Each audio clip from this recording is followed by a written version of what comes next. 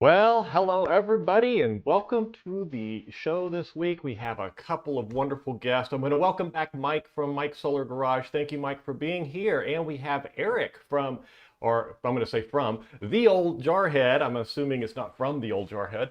And so, Eric, thank you for coming and everything. I know we spent a few moments getting kind of acquainted before this, but as you all know, a lot of the times I bring people on at the last minute, like I did with um, what was his name? Now I forgot his name. As I've done with guests before, I'll say.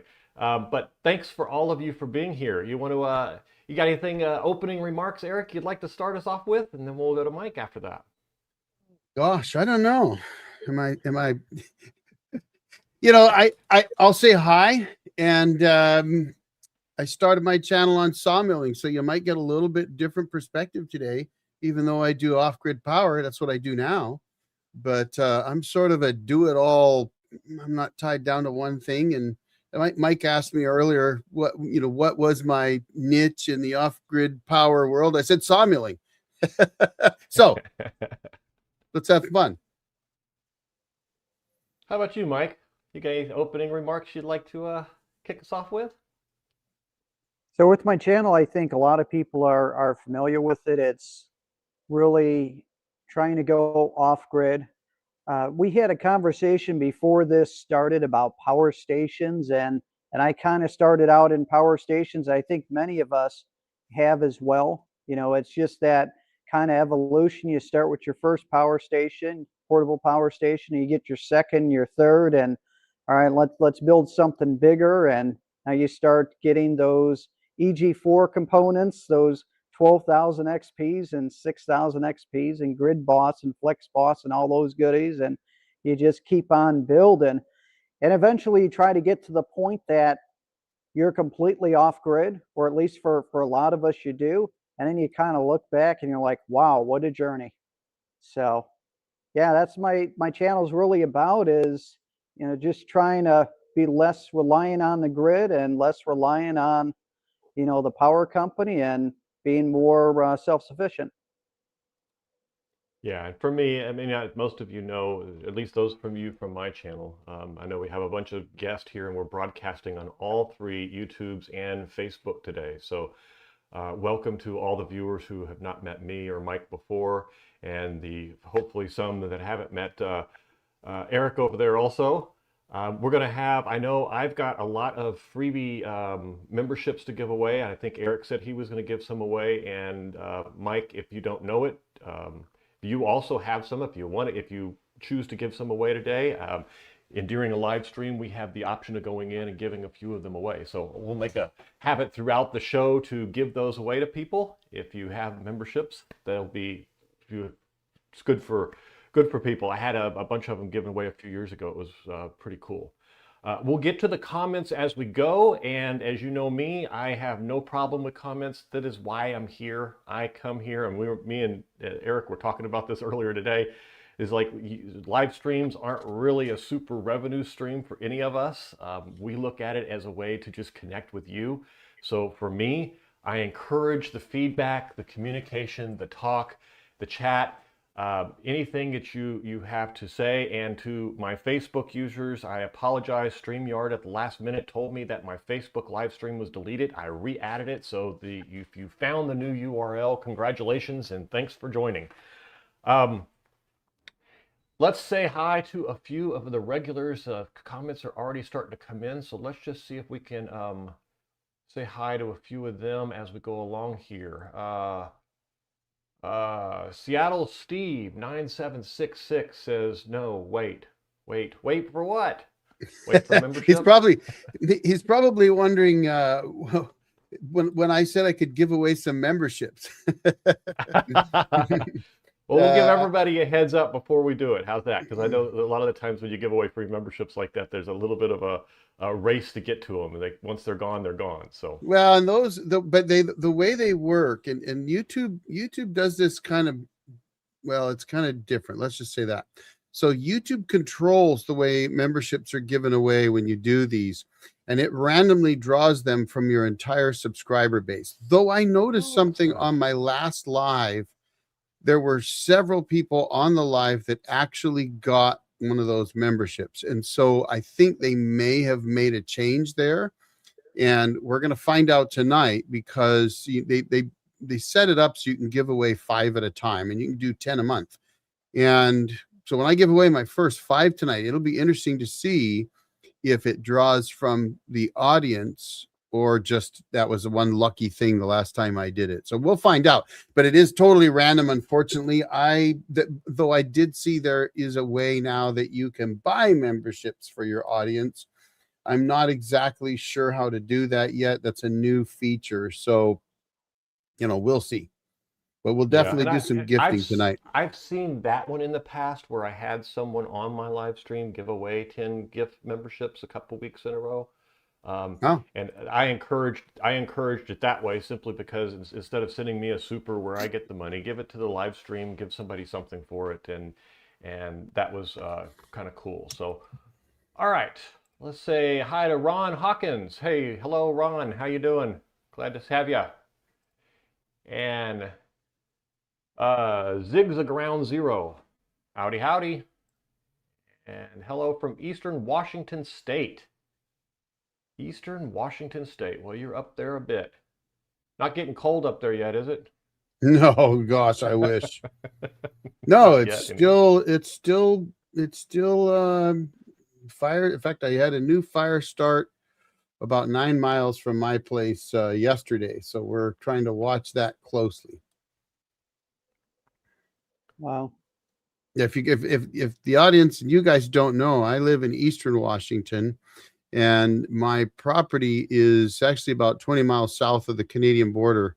And I've got 20 acres in a arid pine forest. And pine forests typically would naturally burn every 5 to 10 years. And I've dodged some of the biggest fires in Washington state history in the past. The last closest one was 2015, and it was half a mile from my place, which is entirely too close.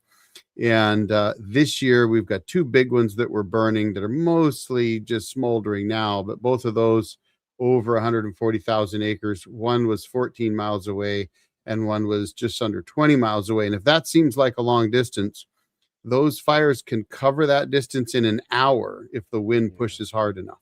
In fact, they can cover more than that in an hour. I've seen them do 60 miles in an hour when there was enough grass mixed in between the trees and the wind was blowing hard. So 10 miles is nothing, 10 or 20 miles. The embers from those can carry a couple of miles alone, right? Yes. Yeah. And so that's what happens.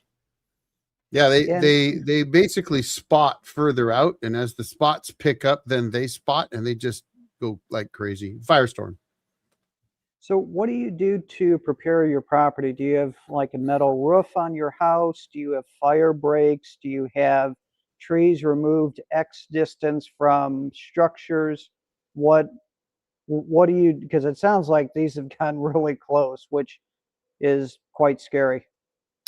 Yeah, and actually, funny that you should ask. I did a video, I think Tuesday's video this week, on doing just that. And every year, the first thing you do is you drive everything down to dirt around your cabin, your house, or whatever you have. And if you own a home in the woods, then you have to know that forest fires happen. They naturally do that.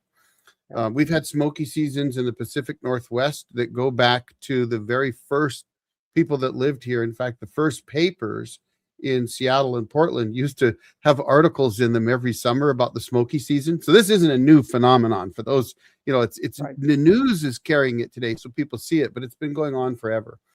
And so if you live in the woods, you cannot have bushes and all kinds of things all right around your house. You think a tree that's shading your house is a good idea, especially where we are, because you can easily get into the 90s and lower hundreds there. And it's very dry, so shade is nice. Shade means you have a tree over your house that can burn your house down. And so you have to get a 50-foot, usually minimum 50 feet from your house to the nearest trees. You've got to get rid of all what they call ladder fuels, and you have to thin the forest out. You can't have, we all want what we think of as natural forests, which are really thick forests. That's not true. Naturally, forests burn and kill off the weaker trees, and then the stronger ones survive, and you get separation between the trees. and the fuel load at the bottom of the trees also burns off if it's natural. So because we stop the fires ourselves, which you can argue is good or bad, we have to go remove those fuels. And so if you're interested, look on my channel, The Old Jarhead. About a week or so ago, there's a video on there about racing up to protect the cabin, and you'll see what we do. And it's drive it down to dirt, put in fire breaks, thin the trees out, remove all ladder fuels. Yes, to a metal roof. Now, my cabin had the crawl space also enclosed. Last year, we finally got that done. It's currently partially open right now, which is bad, right? You need that stuff all buttoned up, closed up, and then you do a lot of praying. Yeah. All right. Semper Fi there. I guess that's Mario Luna. Semper Fi, Yuma, Arizona. I'm going to go through these quickly. We're going to have a lot of comments today, so if I barrel through something one of you want to speak about, please let me know. I was the guy who always said that power banks were foolish, and I had a full solar and batteries at our place. Then a company sent me one to try. Now I like them. Yeah, that's one of my guys. I saw that and I kind of chuckled. Power stations have their place. I mean, I've always said that. I'm always a guy that's trying to teach people how to get away from power stations if you can, because I think it's too easy to get them and then you fall into this trap. They're very limited. Even the best power stations are very, very limited. And building your own system is frankly just better in so many different ways. It's less expensive, and far more robust, more expandable, more upgradable. It's limitless. And I know Mike was talking about that a little bit earlier, same thing. But I get there are a lot of people that either don't like power stations and then find out that they do have a place, or there are those that love power stations and refuse to do anything else, and then finally one day realize that after they've done the old Jarhead hack and added 20 kilowatt hours of battery to their 1,000 watt hour power station, that maybe if they just added another inverter, they could do more, right?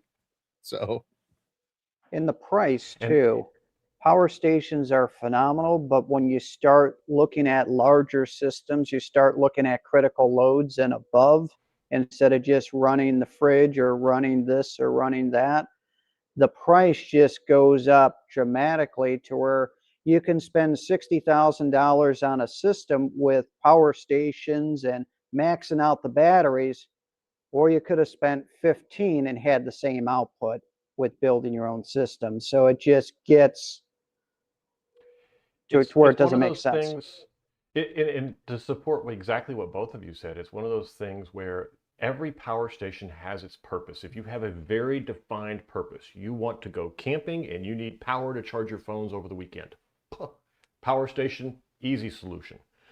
But if you're trying to do a whole home backup, or you want to start with something small and build to a whole home backup, it doesn't have the flexibility. You're going to pay for the premium of them assembling it and telling you what those specs are, as opposed to you building it and deciding what those specs are. So well, absolutely.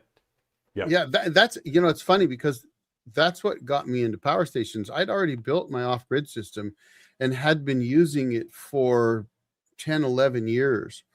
But I used to go camping, loved to go camping as a kid. I always was camping.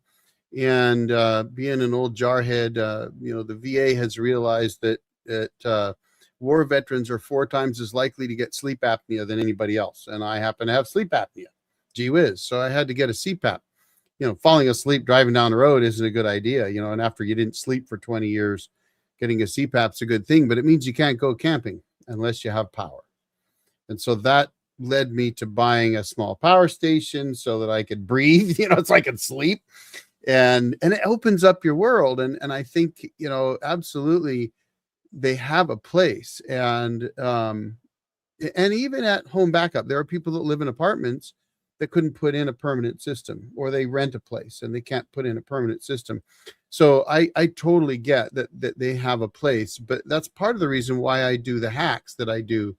And I don't know if you guys are aware, because for the audience, we've just met, the three of us. I think Matt and Mike knew each other, but I'm new to them. I've actually been credited by a charity called Eyes on Ukraine as introducing them to the idea of hacking power station expansions. And they now use that in Ukraine for both civilians and military to extend the power stations that they have there so they can keep doing the things they need to be able to do. So I think power stations have their place, but I'm always trying to encourage people to expand, especially if you're hacking a power station. Well, then you're ready to build your own system, and that's where I'm always trying to get people to realize that and it really opens up the world of possibilities. I hear about power stations failing all the time. Good brands, I don't care what it is, Jackery, Anchor Solix, Blue Eddy, Opus, Pecron, I don't care, they all fail. And I think any all-in-one based system, especially a mass-produced system, is going to have that potential.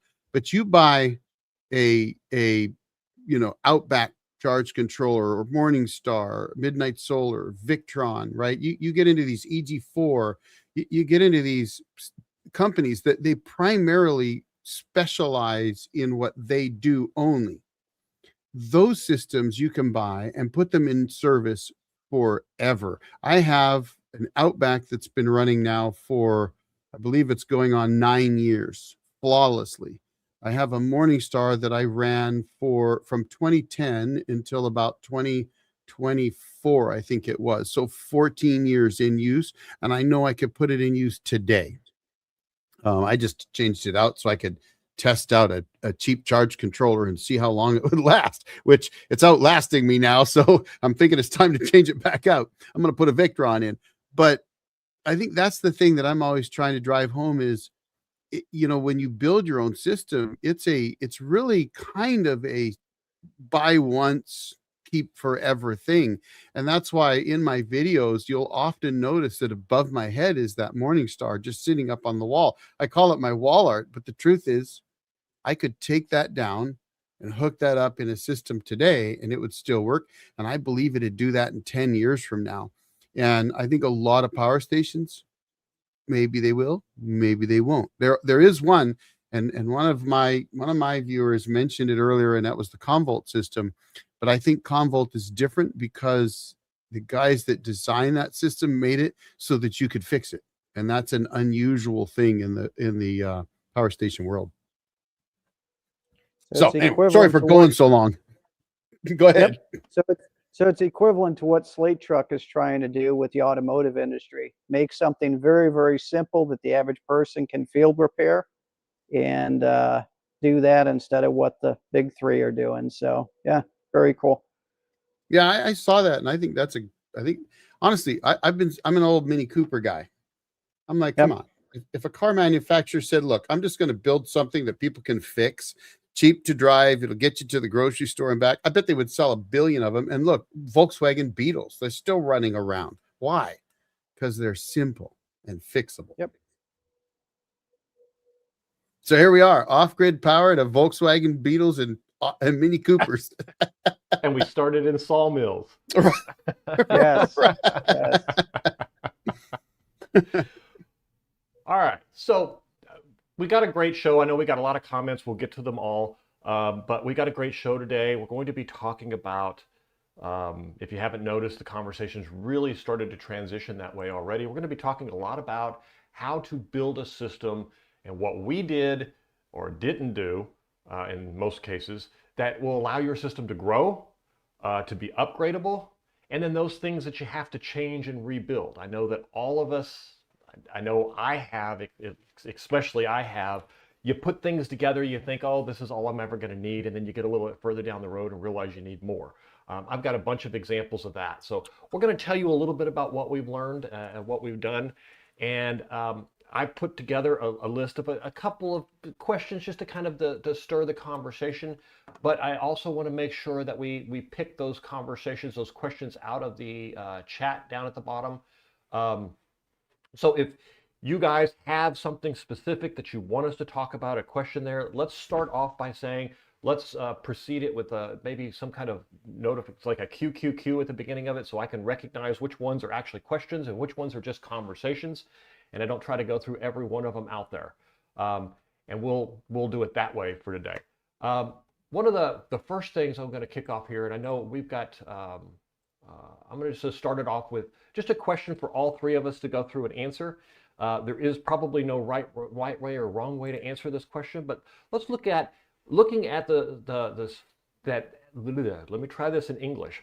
Looking at the systems each of us has today, what is something that we intentionally did to make this system easier to expand in the future? It doesn't have to be anything big, but something that you thought about during planning that you thought, well, this would make it a little bit better in the future. Or even if it's a power station and you knew you could add batteries to it, that would be thinking ahead a little bit, maybe still limiting to it a point. But I really want to kind of give everyone an idea of really what this live stream is about. And this is the crutch of it, building something that's expandable. So we'll start off, which one of you guys want to go first? I'll go last. I can start off first. Yeah, Mike. So for my system, the main thing was figuring out what I wanted the system to do. That's probably the biggest thing, because I determined how much power that I would need first, and then I started to design it based on that. So as you can see behind me, you can see that I have, hopefully I'm pointing at it now, bus bars that I made. And all my system has homemade bus bars that are 2-inch by 8-inch by 1/2-inch thick copper that I drilled and basically made it that could handle 2,000 amps each. And the thing is that I wanted to make sure that when I'm building a system that it's fully expandable. And I have 3 inverters for my home setup, 2 for my shop, and I have as much inverter power as I would ever need. And batteries, I'm pretty much there as well, and same with solar panels. With excess now, I'm mining crypto. But the big thing was, I don't want to have to buy things twice. I would rather buy things once. And it's something that I see with a lot of folks that are building their system. They'll start off with a good idea and they'll say, hey, I'm going to get 1 inverter, I'm going to get a couple of batteries, I'm going to set it up, and I'll be good. That's going to power my loads and I'll be fine. And I see other people online doing it, so I'm just going to do that. Not necessarily digging into what their usage is and looking at the formulas and figuring out realistically what's needed, and also having a plan of what done is. And I think that's really important, is what's your final goal and are you building towards that? So for example, my home system, you see I have the 3 inverters behind me. With everything turned on in my house, I pull between 120 and 130 amps, and that was turning on the AC, the stove burners. I have an all-electric house, turning on the oven, all the TVs, the HVAC with the heat strips on, and just every possible load. And I measured, and it was around 130 or so. So then I'm like, okay, well, I'm going to need to have enough inverter power to power it all, because the deal that I made with my wife was this: if I was to take the house off grid, she wouldn't have to change anything. So if she wants to be cooking on the stove and have the microwave on and do a load of laundry at the same time, as my daughter is doing whatever that she's doing with her electronics, that it covers everything. And no one has to think twice about, do I need to turn this off or okay, what combinations can I run? There's none of that. The deal was, I don't want to have to change a thing for you, so just make it work for me. And that was the deal with the wife. So each one of my inverters can put out 50 amps continuous. Now, 3 is 2, 2 is 1, 1 is none. We all know about that. You have a failure, you want to make sure that you're not in the dark. So with that, if I lose one, we're still in really good shape. But with 3 of them all on, I don't have to worry about what loads are on. everything just works. And I did the same for the shop to where I can lift multiple vehicles at the same time and no issues at all. So it's kind of planning ahead. What are your needs? What are your end goals? And then once you have that defined, you have that scope. So if you're in IT or project management, what have you, you have a scope. You don't want to have scope creep. You want to know exactly what you're trying to do and then put together your plan and then execute that plan. And that's what I've done. Now, I do have changes going on in the future for mine to where everything's going to be going through conduit to make things even better. But I guess that's the big thing to me. So to bring it all back in, have a plan, execute the plan, and make sure you have a definition of done. All right. Lot to absorb Good there, Mike. I am sorry I go on and I should pause and say and ask questions. Does this make sense? Does that? But I kind of I have a question for and, you. I've got a yes. question for you. I'm curious about your 3 inverters because I don't do big systems. And Okay. I'm curious if you're feeding all 3 of those into the same panel or if they're all going to separate sub panels. Oh, that's a very good point. So all 3 of these are going into a combiner panel. The combiner panel then goes into my main panel, and I use a interlock switch. So I can use grid if I switch the interlock over, or I can use solar, and that's how I have it set up. A lot of people do a transfer switch. For me, it's just simpler to do the interlock, and my goal is to stay mostly off grid, which I think I'm pretty much there that I could be permanent off grid, but to be mostly still use the grid when I need to. I had a recent weather event to where we had 7 days of heavily clouded, and that pretty much tapped out my batteries.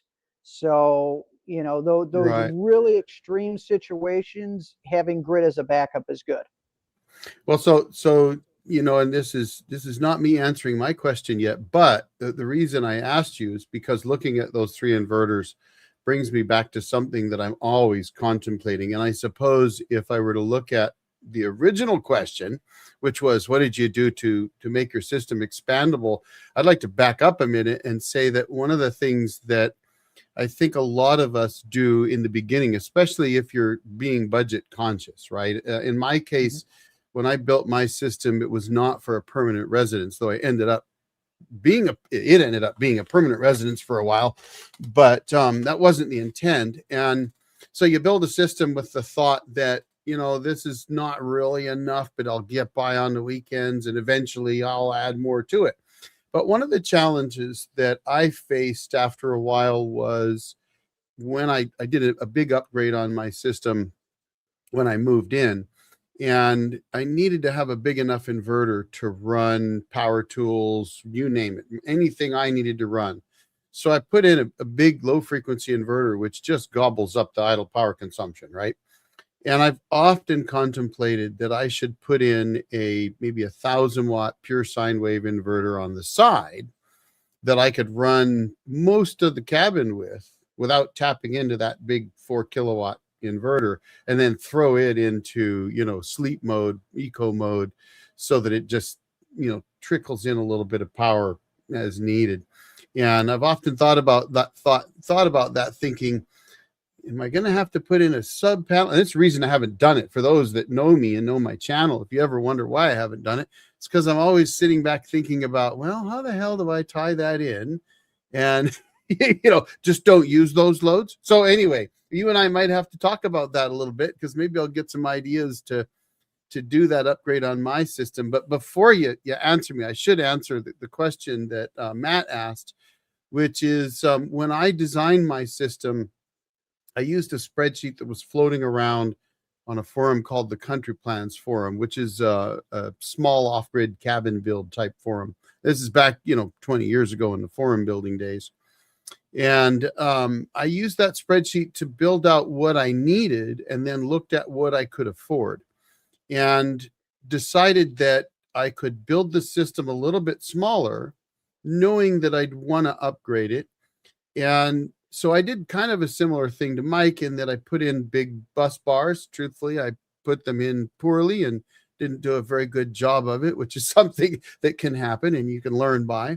But I tried to build my battery bank setup. And for those that don't know, I worked in telecommunications for nearly 30 years. So I've worked around big battery banks and all that kind of stuff. But I'm not an engineer and not an electrician by trade. And so I had to learn some things the hard way. And one of them was I built this beautiful copper bus bar setup so that I could put more batteries in eventually, but then didn't really tie all of those battery cables down together very well, which means that your system can draw off of different strings of batteries at different rates. And that's a whole nother discussion. But in any case, between that and after making my first big mistake, which was switching my panels from parallel to series due to the distance from the cabin I set them, when I bought a new charge controller, it was with the intent that that charge controller would allow me to expand my solar array considerably. And so I mentioned earlier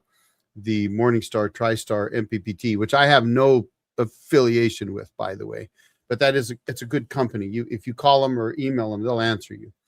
But I bought that charge controller with the absolute intent that at some point I would add more solar. And the other thing I did, which frankly wasn't a good move, but I put in a larger Midnight Solar combiner box because I was going to add more solar arrays of the same panels. But if you're in this industry at all today, you know, if you buy panels today, they won't be available tomorrow. So not much point in doing that. But those are the things I did to try and have my system so that I could expand it.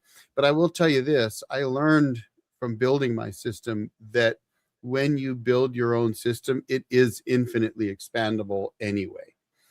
Just by the very nature that if you're building, especially if you're building a component-based system, that it's a simple matter of swapping out components down the road if you want to expand. And I've done that a few times. So back to you, Matt. Did you want to answer him, Mike? I thought there was an answer. Yeah, the inverter question. Can you rephrase the inverter question? I've got a big 4,000 watt low frequency inverter for heavy loads, big induction loads, you know, table saws, planers, air conditioner, whatever. And it gobbles up the power, uses about 125 watts idle power consumption. And I've often thought that I could do really, really well if I were to put in a much smaller pure sine wave, high frequency inverter, like 1,000 watt pure sine wave inverter, or 1,500 watts or something for normal loads, like my lights, my Generac eco generator. It doesn't even use enough power to kick on that big inverter when it's in eco mode, so that I'm not gobbling up 125 watts. And I thought with your setup, I was going, I wonder if there's a way to have that 1,000 watt inverter and that 4,000 watt inverter tied to that system, so that if I needed the big inverter, all I got to do is turn it on, take it off of eco mode, or just turn it on,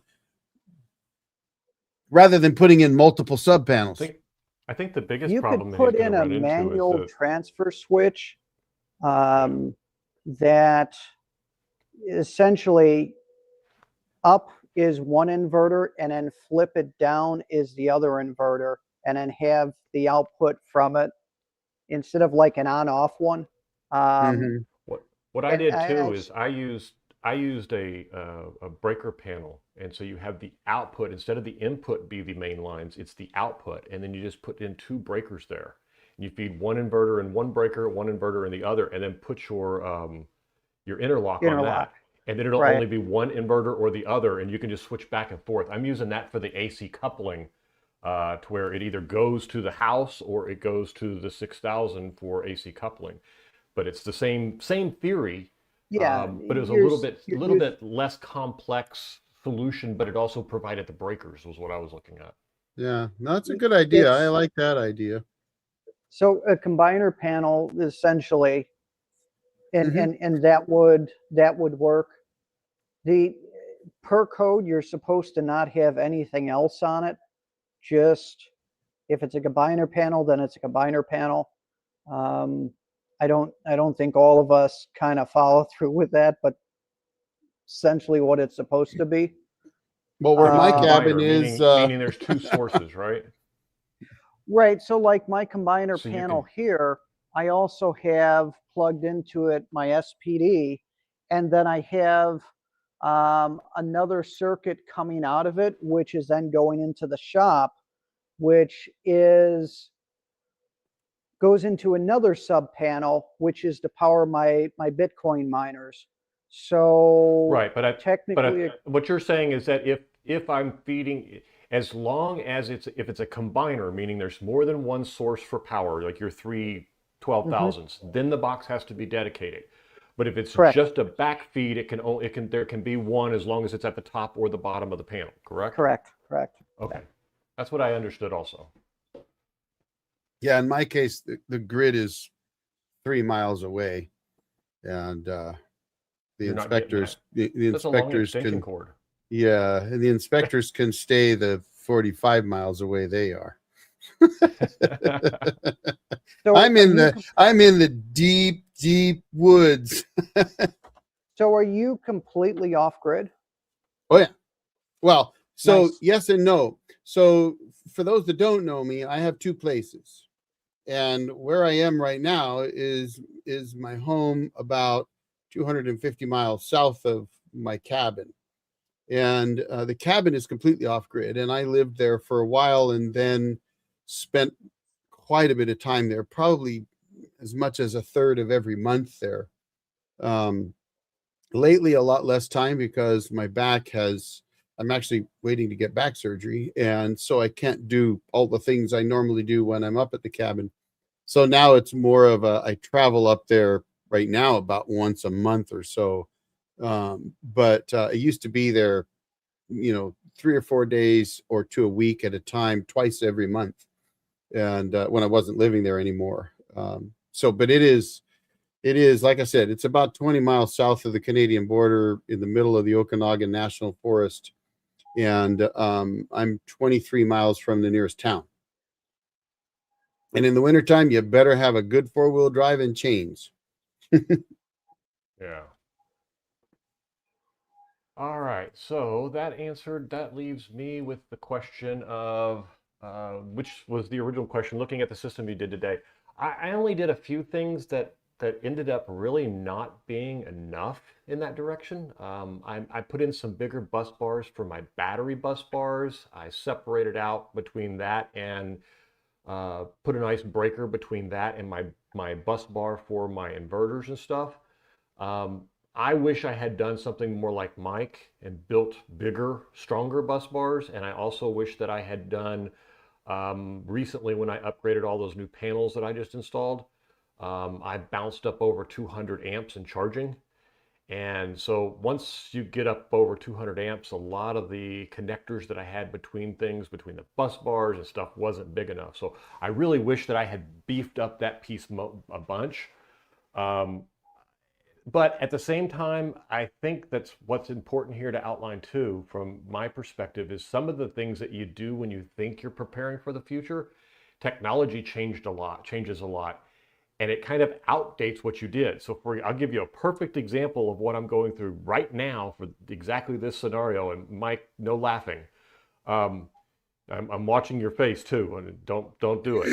But I started off with the 6000 XP in my RV, and it was perfect for my RV. My RV was a 50 amp split phase anyway, worked great. But then when I got to the house, it's like, okay, I'm going to just do another 6000, and if I ever need to, I'll add multiple of them together. Well, now I'm at that point where I wish I had done the 12,000, but at the time that I made that choice, it was probably the right choice because the price deviation was big. Now it's like a couple $100 between the 6,000 and the 12,000, and the difference in input and all of that is huge. But to answer the question, I did some work on the bus bars. I did make sure that I had enough room for PV expansion with the 6,000, but all of which isn't enough anymore. It would be nice on the 12, for example, on the 12,000, I could put all of my strings together in one 6000 XP. Right now I've got it split across a LZ power inverter, a Victron 250-100 inverter, and my 6000. And I've got all of the strings allocated all the way across the board. I could probably put them all on a 12,000 XP all at one time and solve that problem. So, and that brings down that idle consumption that Eric was talking about a little while ago. You know, that idle consumption for me is huge because I have to have all that for the charging, but I don't have to have it all for providing power. So that's kind of the thing. Now, Eric, I will say in my RV, I ran into the same problem where I had the 6000 sitting there a lot of the times. And if you're out and you're running around and you're doing things and you don't really need all that power, or if it's just late at night and all I wanted was the small inverter, I do know that some of the 1000 and 2000 watt RV inverters have what they call automatic switches in them. And so what happens is when you turn your inverter on, they switch off and it bypasses to use your inverter. When you switch that off, it switches back to this little inverter with this little tiny thing. That was built into my RV. So if I ever turn my 6000 off, it runs from my original 12-volt battery system, which I wouldn't want to do. Kind of sounds like what the DC converter does. It's very similar to the DC converter, but it actually is an actual inverter. Yeah, see, like I have a newer RV now, and it doesn't even have an inverter. So it's like, and I've had some options to put one in. In fact, I got an offer to do a Convolt system, but I'm not going to do it, partly because of my back, and I won't be doing physical things for a while, but two, because I keep thinking about how to integrate something like that, and I just don't. I think putting in something like a 6000 XP would be a better option, really. I mean, the Convolt, it's a great option. It's just physical size, and where do you put it? But for the cabin, I struggle because, for example, I've had some conversations with Big Battery. I've had conversations with Signature Solar about doing like Signature Solar. I was very close to getting either the 6000 or 12,000 XP. They had a sale going on with the 12,000, and I was really seriously looking at that. But the problem is all of my power equipment is in a super insulated, partially subgrade room behind the cabin. And until I get the deck completed all the way around and cover that room up and have access without having to shovel, I can't turn that equipment on unless I can do it from inside the cabin. And so the system I have today has a remote, and it sits inside the cabin by the wood stove. And all I got to do is unlock the door, walk in, flip the switch, the lights come on, the power comes on. I get the wood stove lit up, in the wintertime. But if I were to put in a system like the EG4s, or frankly, almost any other system I've looked at that's a 48 volt based system, because that's what I'd like to do, none of those have real remote on inverter capabilities, because I don't want to shut the system off. I leave my charge controllers running 24/7, 365. My batteries always will have a charge. They're also always slightly used if I'm not there. So I have 12 volt fans that are always running off the system. I just use a step down converter, and because it's a 24 volt system today. But yeah, so anyway, I've looked at all these systems, and every time I do, I run into, and like you guys, I run a YouTube channel. So I get companies that reach out to me all the time. Hey, how would you like to try this? And I go, yeah, does it have a remote start? Nope. All right. Can't work. Not gonna, why would I do that then? And so that's my big challenge. But at the same time, one of the challenges because of all of this is that I have a Generac 6 kW EcoGen. They don't even make it anymore. And I put that in 2013. I think the lowest they make today is the 8K. And it does not have an alternator. So when the generator is running or not, doesn't matter. It uses a battery charger.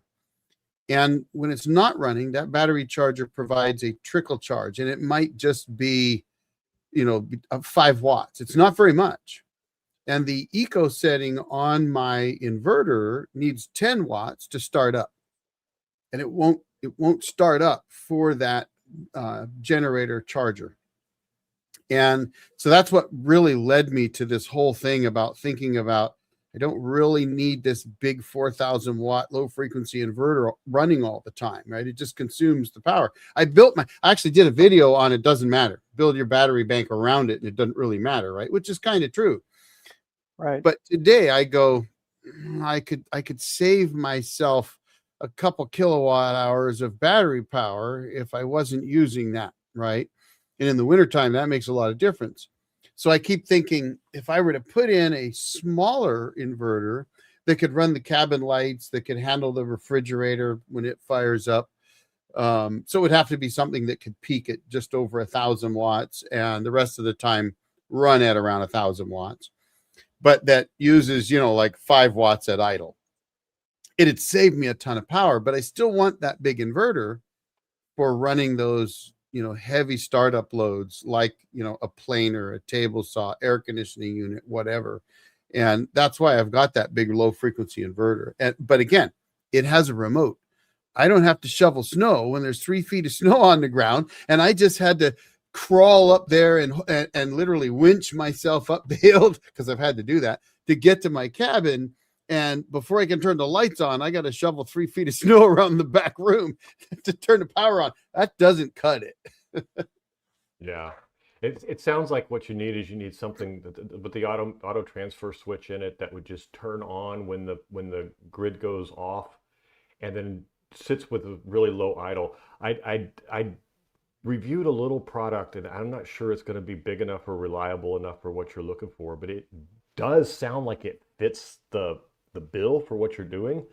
But it was an auto transfer switch that it was a 2,000 watt 48 volt, but it had like idle consumption of, like, when there was nothing on, like 8 watts. It's just crazy low.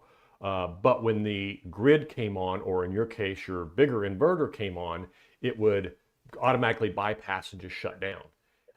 Which was kind of, at the time I'm thinking, okay, this is really only good in an RV, but it actually sounds like that might be a good one for you, because when you shut your inverter off, then this one would kick in and provide a couple thousand watts, but not a full load.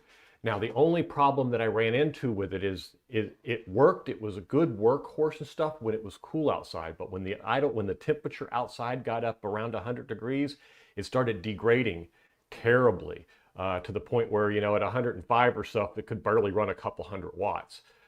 Other than that, it surged okay. It started hand saws and drills and, practically devices that it needs. But that, for me, I'm a solar shed. It's hot. And when it was hot, I can't, a lot of the times I'll discharge a small 24 volt system that I use for testing. I'll discharge the batteries with like a charge inverter over into my 48 volt system. And then allow it to charge again. That way it doesn't just sit at full charge all the time. And even that, I wasn't able to sit there idle.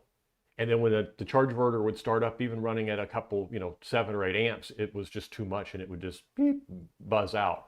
And then it never couldn't handle the temperature. But if it's cool enough, it should be a good fit for you. But that's what I'm thinking. You need one of those with an automatic transfer switch, like the one in my RV, which is a little bit bigger, or that one there.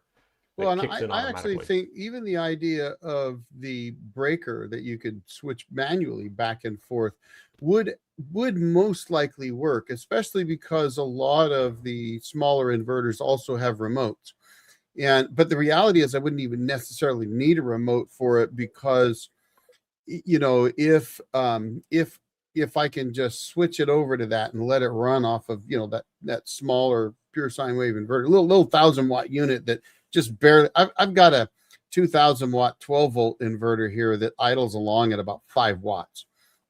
Something like that honestly would be using as much or less power than my 12 volt fans use, frankly, right? Yeah. And I could let that run full time and never shut it off until I need to switch on the big one for when I'm out there doing some woodworking, or it's like this time of year with 95 degrees out, I'm running a not very good window banger air conditioner that just cranks, at 1,000 watts nonstop when it's running. Then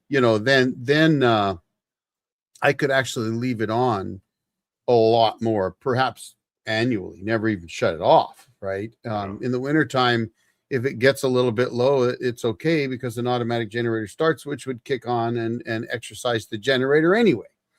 So, you know, and then it's just a matter of turning lights on and off when you walk into the cabin. So I like that idea. And that may be something that I look at doing once I can get back up there and do those things. Cause you know, I've got some Hyperion solar panels that I bought from Signature Solar, and I got 3 of them sitting in my wood shop still to this day, and it's almost 7, 8, 9 months later. And those are for the cabin, and I just haven't been able to get them up there and do the work because I have to wait, and I got to get my back bolted back together first. So good times. So I've got a question for you on that, and I understand exactly what you're trying to do, and it makes a lot of sense. Looking at it in maybe a different way, if you have those additional panels, and once your back is good and you're able to put those up, is that enough to just leave that 4K on all the time, or do you need more batteries as well? And the reason why I'm asking that is the 4K is an old-fashioned heavy iron one. It's going to be reliable as reliable can be. And if you have like a small 1,000 or 2,000 watt one, the reliability is a lot of the time is questionable. So you could have an issue when you're not there. And that's a good point. So first of all, I actually have panels on that array today. They're just 16, 17-year-old 205 watt poly panels. And I'm going to switch those out with the new 400 watt bifacials. So I'll go from 615 watts off the poly panels to 1200 watts of bifacial panels. I actually can run my 1,000 watt air conditioner all day long in the summertime with the power that I produce. I produce over 2,400 watts of solar, and one of those arrays is movable. So I have 2 arrays. One's a ground mount that we kind of built and designed. My neighbor and I did. He was a metal worker, and I can go out and rotate it throughout the day if I want to, or if I see power dipping at all. And then I've got 1,800 watts on the roof, and just over actually. But so I produce plenty of power. And you're right that if you're gone for long periods of time, the only actual issue that would happen is the generator's battery could actually die. And I've actually had that happen a couple times in the beginning when I first put it in 2013.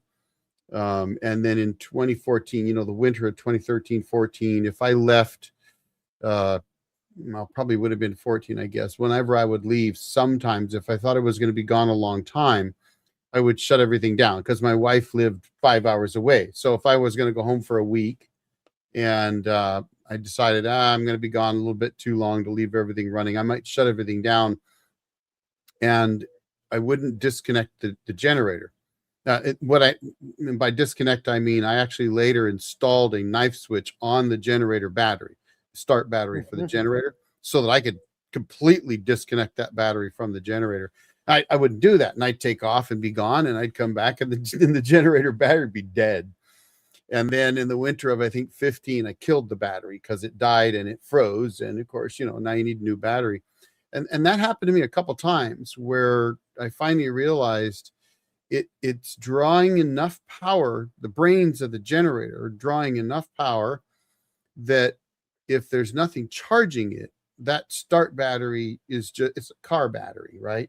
Right. So you got a little parasitic drain going on that if you don't disconnect it or keep it under charge, it will die. And I even asked Generac when I was doing some repairs to it, I said, what about putting on a little solar battery maintainer?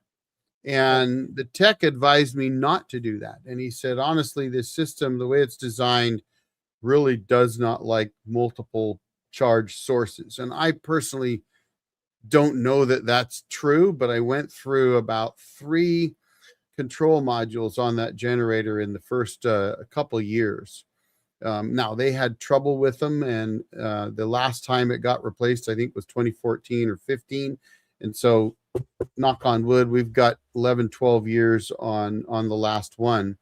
But I've decided that rather than, that's something I'm willing to not do. Let's put it that way, because I just have a knife Right. switch that I just disconnect the battery. But I would love to be able to leave everything hooked up and running, and have that stay charged throughout the winter. Because one of the things I see with a battery I replaced last year, in fact, that even though I disconnect it, if it sits for 2 or 3 months, I get out there, I'll have a battery warning alarm, because the voltage on the battery has dropped below whatever they've set it at, right below 12.8 volts or something like that.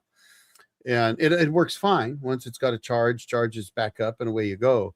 But it's always one of those things that I think, if I could just leave an inverter on to keep that thing running, and then and enough to power lights and things in the cabin, so I don't need that big one, that may be the answer. Now, I would counter what you said, because I don't disagree. I wouldn't put a real inexpensive one on necessarily. I think, Victron makes some inverters that probably would do just fine. They do. Yep. And I know they make some small ones that, and my system's currently 24 volts. So, and that's the other thing. I want to switch to 48, but every time I move that direction, I lose the remote. And if I don't have that remote switch capability, and I'm not about to do it just yet. Although I did have a conversation with somebody recently that if I get my porch roof done over the back room, I won't have to shovel snow. I could leave it that way. And if the Bluetooth works, then it would be great. But here's the thing. I don't want to shut the controllers off. So these all-in-one systems that I currently don't use, I have one that I've played with, but if you can turn the inverter off, but leave everything else running, I'd be happy with that. But I don't want to shut down charge controllers. I don't ever shut them down. I think your Victron is a very good way to go. I was trying to think outside the box of another way that you can keep that battery charged.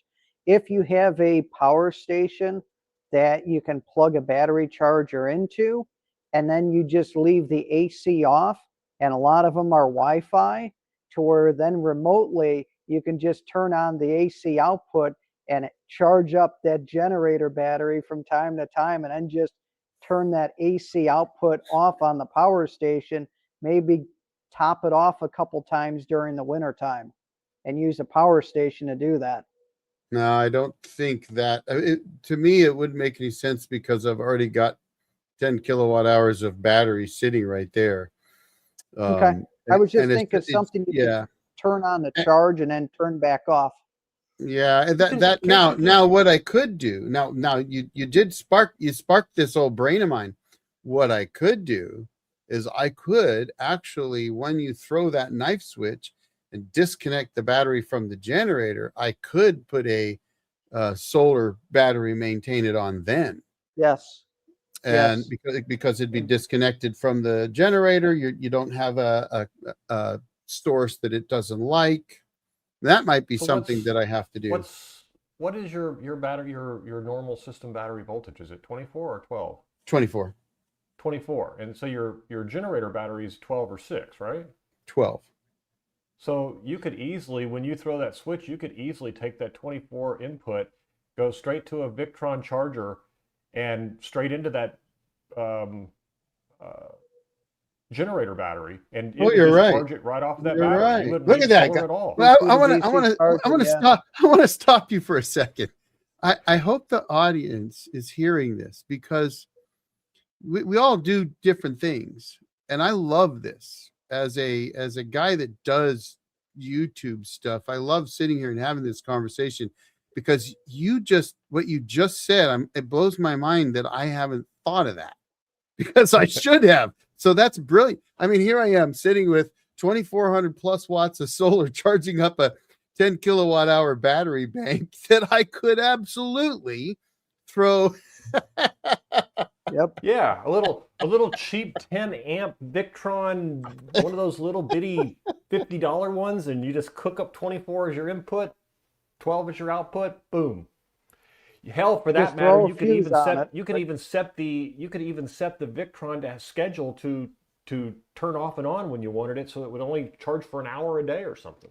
That is fantastic because you're absolutely right. You know what? For that, I'm going to give away 5 memberships right now on my Me too. channel, and maybe one of you guys will get one.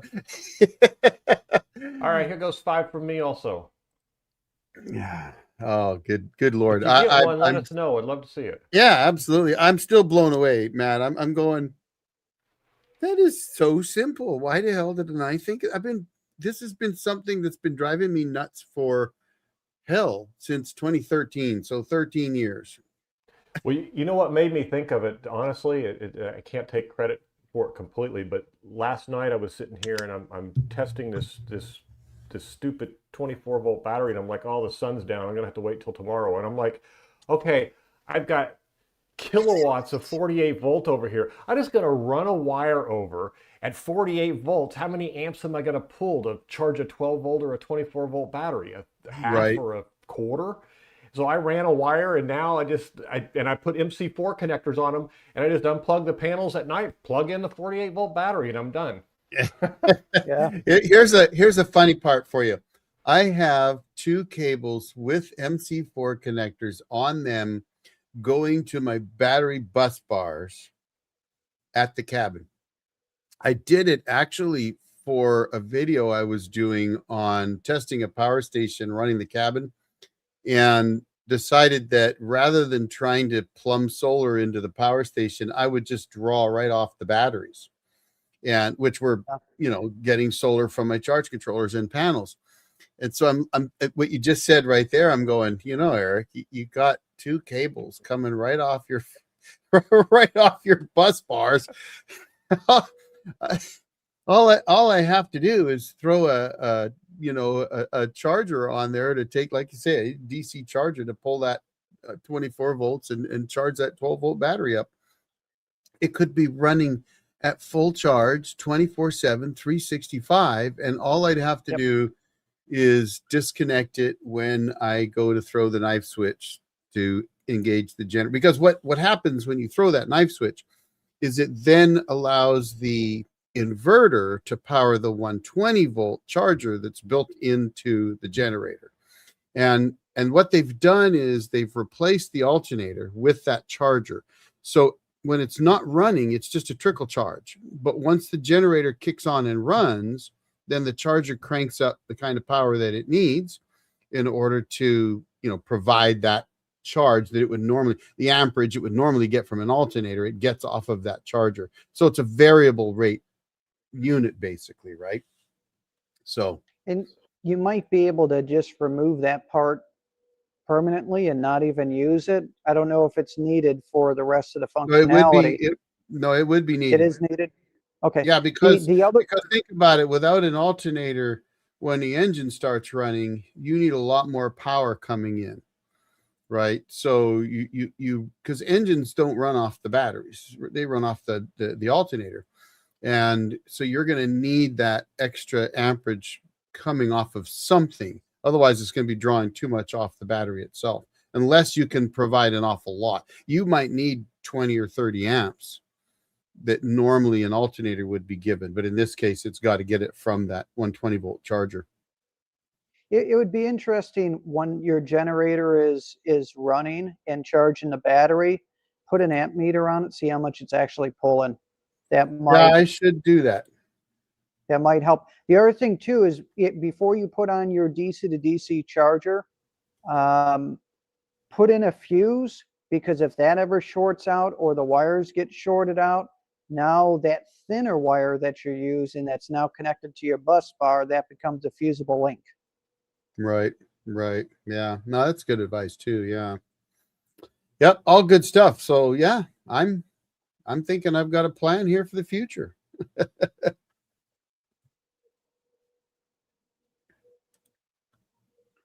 Currently I think we deciding got between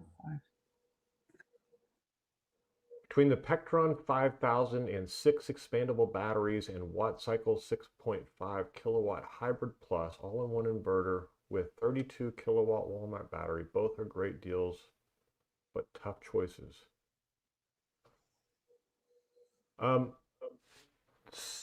The Pectron between 6 expandable batteries and the Watt Cycle Hybrid Plus all-in-one inverter. So I'm going to have to say it depends on where you're good. This is my opinion, and you two can answer it also. But I'll give this a run at first. My suggestion here is, as much as we talked about the power stations having their position, having a place, the size of this system sounds like you should go with the inverter, not with the Pectron. I love these power stations for temporary, for emergency use, for small camping trips, maybe even a little bit of off-grid in your RV. But for long-term real solutions, I just don't think they're the right solution. So in my case, I would say the 6.5 kilowatt Hybrid Plus and the 32 kilowatts of battery, wall mount battery, would be an easy solution for me, because the batteries there are expandable easily. The inverter is easily expandable. And if you decide that you want to get more inverter power, you're not looking and shopping again for new batteries that are going to be compatible with your Pectron system. That's my option. Does anyone else here have additional feedback you'd like to put into this? Absolutely. My first thing is, why Watt Cycle? But we'll skip that for the moment. Nothing wrong with Watt Cycle, don't get me wrong. But and I'd have to look at, yeah, and I think that's what it is, and that's fine. But here's the beauty of doing that. And I'm going to tell you right off the bat, I would not go with the Pectron F5000. And I love Pectron power stations. I've had lots of great experience with Pectron power stations. I think that's a great unit for some people. But from my personal opinion, you're talking 32 kilowatt hours. You're talking about a house. And if you're talking about a house, then I'm looking at that going, number one, if the Watt Cycle failed, all you'd have to do is get another one. Maybe they send you a replacement. Maybe you buy an EG4 product. Doesn't matter, because the batteries have nothing to do with it. They'll work together, but you don't have to use Watt Cycle batteries, or you could buy XYZ batteries and the Watt Cycle unit. It doesn't matter. So on the Pectron side of things, if the head unit fails, well, now you got to get another Pectron. And what if the new Pectron doesn't use those batteries? For example, I have some Opus products, the Opus Mega 1, the Opus Mega 2 Pro, the Opus B2 battery, and an Opus Guardian 6000. And the Guardian 6000 does not use the B2 expansion battery that the other units use. It's using a new one now. So if your Pectron failed and they've changed that those batteries only work with that unit and they stop making it, now you're stuck with those batteries. So from my perspective, you're always going to be better off on a system build like this by going with what I call the do-it-yourself approach, which is the Watt Cycle hybrid. I'm guessing that's an all-in-one. I haven't looked at it myself. I know Watt Cycle started making a 12 kilowatt system a year or two ago, but you're looking at that, and you can replace that. You can add to that. You can also then, if you don't have enough solar with your Watt Cycle and you decide you want to add more solar, you can pick up a Victron charge controller or a Morningstar or an Outback or whatever you want and directly charge solar, use solar to charge those batteries separate of that hybrid inverter, because you're not restricted to just using theirs. Versus the Pectron, you can't do that. So from my perspective, if you're looking at it from this approach already, good job. You're looking in the right direction. Stick with the do-it-yourself approach. Agreed. Mike? So my way of looking at it, yes, I agree with everyone. Stay away from the Pectron 5000. It is a great unit. It's not going to be as expandable. It's also, once again, if the head unit goes, you're tied into a proprietary system. You're tied into that ecosystem. There is no moving from it. If, let's say, that Pectron F5000 head unit dies 3 years from now and they no longer make it, you might not be able to find a replacement, and now all those batteries are worthless. So you're really tied into something that you can't get away from. Now, the Watt Cycle 6500 watt inverter that is actually made by SRNE, who is the Ooh, company that's a that good one. Watt Cycle makes it for, or that Watt Cycle puts their label on it. So it is a white box, or however you want to put it, but it's they don't make it themselves. Now, SRNE does make very good inverters. Are they as good as the EG4? No, but they are very good inverters. It's not like some of the other ones that are, that the quality is questionable. With that being said, with the Watt Cycle or the SRNE, you are going to have limited support. So if it fails, you're not going to be able to reach out easily and get a replacement. And if you do, it's not going to be in a timely scenario. So you might be out for a month. Now, if that's your primary, setup, and you're completely off grid and you don't have grid power, you're out for a month. I would much rather see you get the EG4 12,000 XP, which is just a little bit more. And now you have double the capability, you have that growth. If you're running much lower output out of that 12,000 XP, it's going to last tremendously longer. Then I think the mistake that a lot of people make, and I kind of alluded to this before, is you add up your loads. Okay, I have 5,000 to 6,000 watts of, or let's just say, watts of load that I have. I'll get a 6,000 or 7,000 watt inverter and I'm covered. These things are not made to be run at their continuous rating, just like all electronics. You really shouldn't run it more than 80% of its maximum continuous output. And the higher that you run it, the shorter its lifespan is going to be. So get the 12,000, run it so it has an easy life, and it's going to be a lot more reliable. And you can plug whatever batteries that you want into it, and it's going to be good. You can use the Watt Cycle, you can use EG4, HumSync, whoever that you want to use, you can use that. But I agree with everyone else, stay away from the Pecron. And if support is something that you need, even though I'm an affiliate for Watt Cycle and HumSync and a lot of the other ones, if support is something that you need, stick with something like EG4 and buy it from Signature Solar and not from, someone that drop ships things. And when it comes time to support, you're going to have issues and you're going to have to work directly with EG4 instead of the reseller. EG4 has great support, but stay with your top tier retailers that ship things out. So Matt has a story on his 6,000 XP, and he had one fail, and within a few days he had a replacement sent out to him. So, that's the kind of support that you're going to want. I know with some of these other vendors, I'm getting complaints from users that are saying, hey, I've reached out to XYZ company for support and they keep ghosting me. And it's not one person, it's multiple people that are mentioning it. So that's my recommendation. And I want to quickly add to that. I would, you're mentioning about the support and getting replacements. I like Pecron, and I like Watt Cycle. I have affiliate programs with both of them.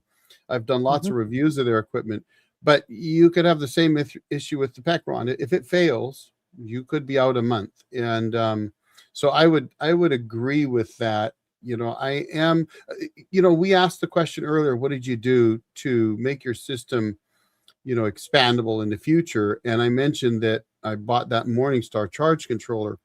And I think that there are certain things that you can get away with spending a little less money on. For example, batteries. I went with golf cart batteries. Everybody else was using Trojan L16s, which were 3 to 4 or 5 times the cost. And I sat down and did the math, and I could buy 3 new sets of golf cart batteries over, like a many year period, and save money over buying 1 set of Trojan L16s. But on the other hand, I bought that Morningstar charge controller, which back in 2010, I want to say was like $750. So it wasn't cheap, right? We're talking 16 years ago, $750, big bucks. But that unit is still working today and excellent, outstanding support. So I would concur with Mike on looking at something like that EG4. And I saw a comment in the comment section here in the chat that somebody, that it could be a month out. And while that might be true, I will tell you this: it won't take you a month to call EG or to call Signature Solar or the EG4 guys to get support. And I think that's one of the biggest challenges. I had a comment on my channel this morning that one of the companies this guy was dealing with, he was struggling to get good support with them. And my comment back was, unfortunately, all of these, I'll just say overseas companies that are currently mass producing a lot of power stations in particular, but also various off-grid components, they're all almost all that way. Maybe there are a couple that aren't, but the vast majority of their support is overseas, their build is overseas, their stocking's overseas. They ship stuff here and sell it here, but picking up the phone and getting to talk to somebody who understands you can be a challenge. And so for something as important as your main system, especially if you're going with an all-in-one inverter system, solar inverter charger, some call them hybrid inverters. I don't personally like that term because there are also charge controllers and chargers, but I'm an old component guy. So, but when you're talking something that integral and important to your system, I want to be able to pick up the phone and call somebody in the States that I can talk to that fully understands what's going on, the system I'm calling about, and can help me sort out what kind of a problem there is. If they can't get me one because they're currently not stocked, well, that always happens. But if I can talk to somebody, they might have an answer for me, and I might be able to get that answer today versus next week, Monday. So it's my 2 cents. Yep. So let me wrap this up, and Will, thank you so much for the super chat. Before I forget to say it, I appreciate it. But let me Mike had alluded to the story that I have with my 6000 XP, and I'll briefly tell you what that story is. For those of you who know my channel and know me, I traveled in my RV for about 22 months, pretty much off-grid. My wife loves beaches, the scenery. I was working from home. I was a tech guy, so I could work from anywhere I wanted. So I traveled from beach to beach. When the weekend came, we'd attach the fifth wheel to the back of my Ram truck, and we'd drive to a new beach. We'd spend a week wherever it happened to be. By the way, if you're interested, Texas has free beaches that you can travel for about 2 months and hit just free beach after free beach after free beach, just dumping your tanks between. Excellent. But you have to have power. You have to be completely self-contained. So I had a 6000 XP in my RV. I had 3 EG4 batteries, and then I had added a DIY 16 kilowatt battery also. So I had about 30 kilowatts of the 6000 XP in my RV and 3,700 watts of solar panels on the roof. I stripped off all my air conditioners, put in mini splits and the whole thing. We loved it. My wife was very much like Mike's wife. Look, you can do this, but don't involve me. The system has to work like the system worked before you did it. And so that was basically what we did, is we hit beach after beach. Now, I, at one point, and I'll tell anybody I'm doing a review for, it's very, very common to me. Look, if I find something wrong with your product, if it's defective, if it's broken, that's not a problem. It's always going to happen. People can't manufacture 100%. What I tell them, though, what is important is how you respond when I have a problem. What do you say when I tell you this is broken? How do you give me support? What do you do when something's defective? How are you going to handle your warranty a year from now? And I can tell you from my experience with 6000 XP, one day I woke up, all my chargers were off. It had clicked off, I'd gotten an error. Not only did Signature Solar have me on the phone an hour later, they brought an EG4 rep with them. The EG4 and them, I recorded a couple of videos, and then they said, we'll ship you a new unit. And I said, look, I'm on the road. I have no other source of power. I need it right now. They said, you know what? Instead of you shipping back the old unit and us shipping a new one, we will overnight you a unit right now. They overnighted me a unit, and I shipped my unit back after that. I was up and running 24 hours later. There's a video about it in my thing. The support, I can tell you, bar none, nobody ever on any of my other affiliates, I don't know about you guys, have ever even usually respond to emails that quick, let alone get me a unit in hand to install.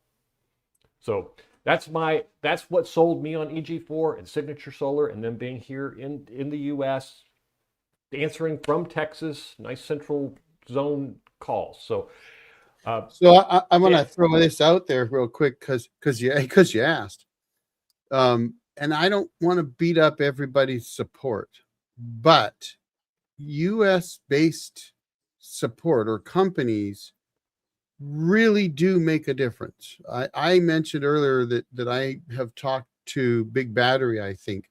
That's because I've got 3 Big Battery mules, which are kind of pre the battery, craziness that went on, where 120 amp hour, 24 volt lithium iron phosphate battery is, a few $100. I bought them when they were $1,200 a battery.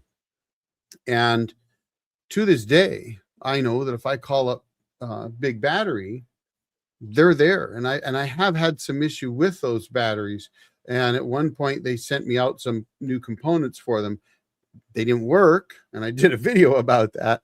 But the beauty is, every time I've reached out to them, they've been there for me. Now I know I can get them fixed.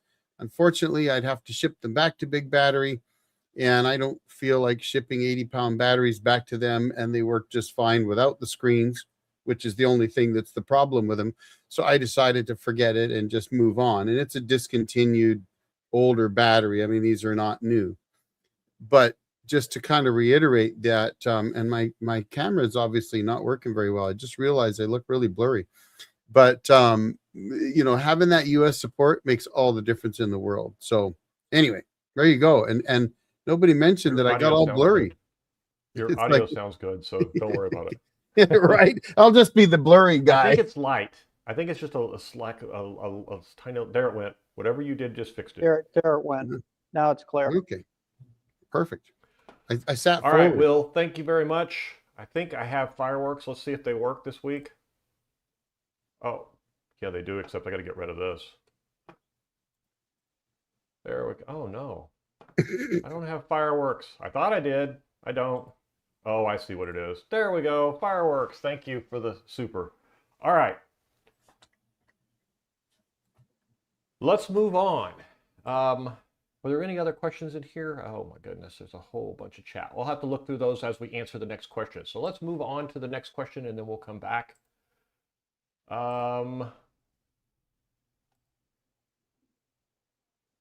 right, so have any of us, and look, it's obvious that we've been going for 1 hour and 20 minutes already, and I have no problem. I will go until my voice is gone. So you guys, whenever you get to the point where you've had enough, please let me know. Have any of us already had to buy something twice that we didn't anticipate where our system was eventually going? I know for me, and I'll start this one this time around instead of ending it, since I just finished the last one. Well, now my screens aren't working. There they are. So for me, the thing that I bought here that really was the problematic for me. Geez, I can't get these screens to work. Sorry, guys.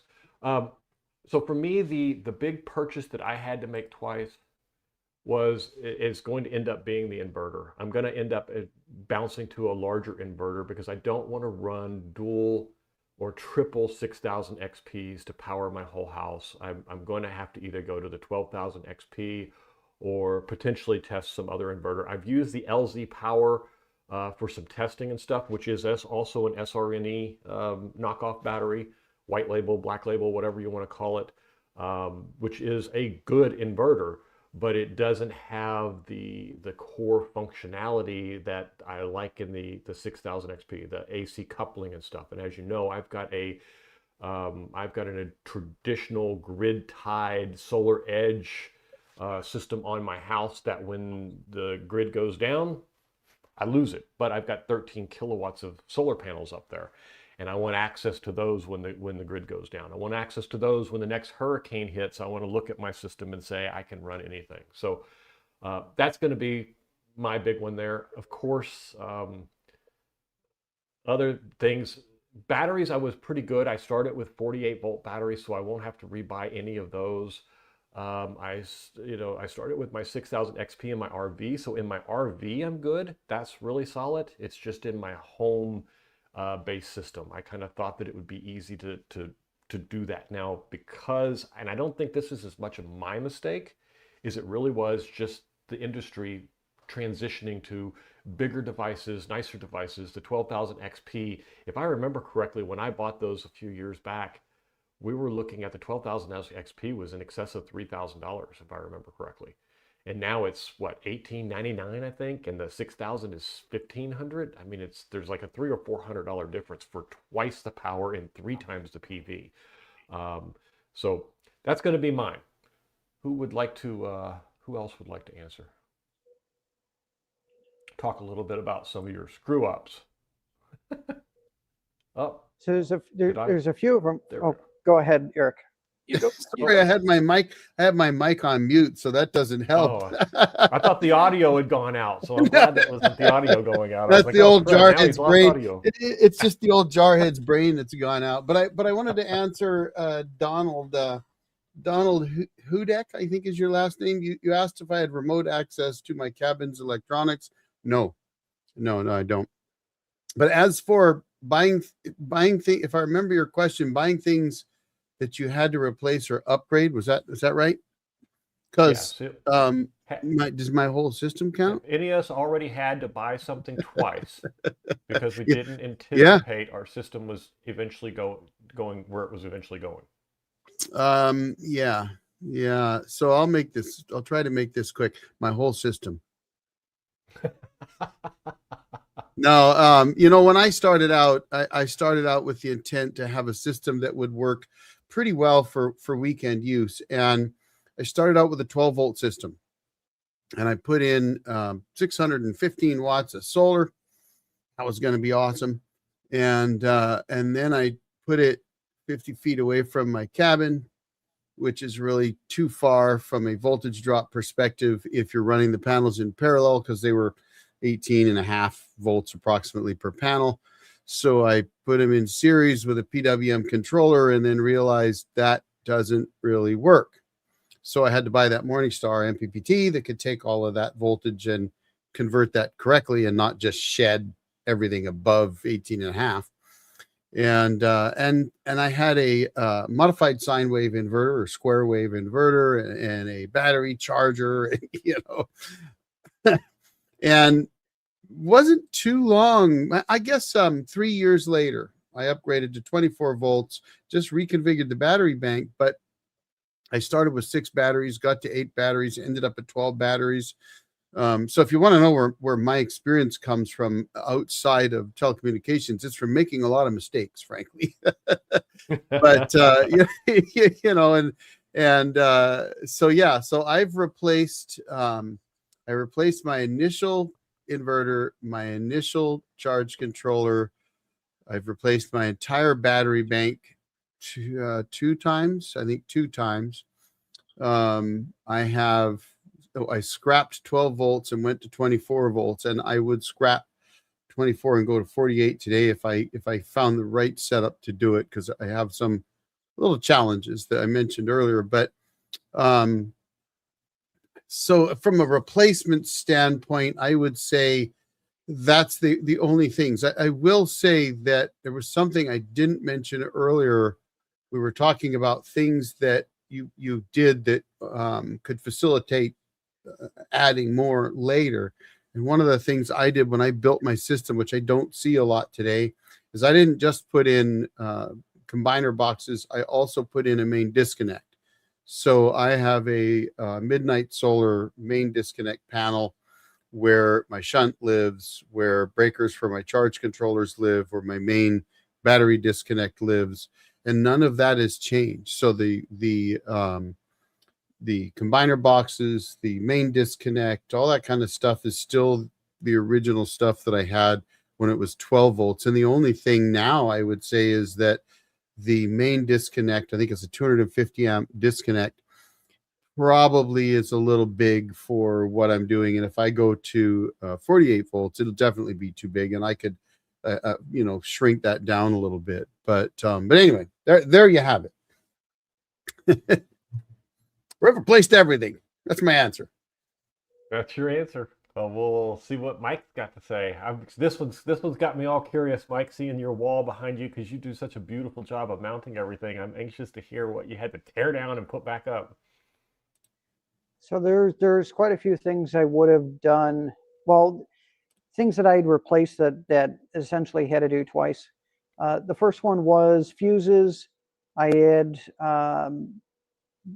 I wasn't using T-class fuses when I first started on my shop system, and that's something I didn't really understand as far as the IC rating and what that meant as far as, being able to quench, that arc if you had some sort of an emergency happen.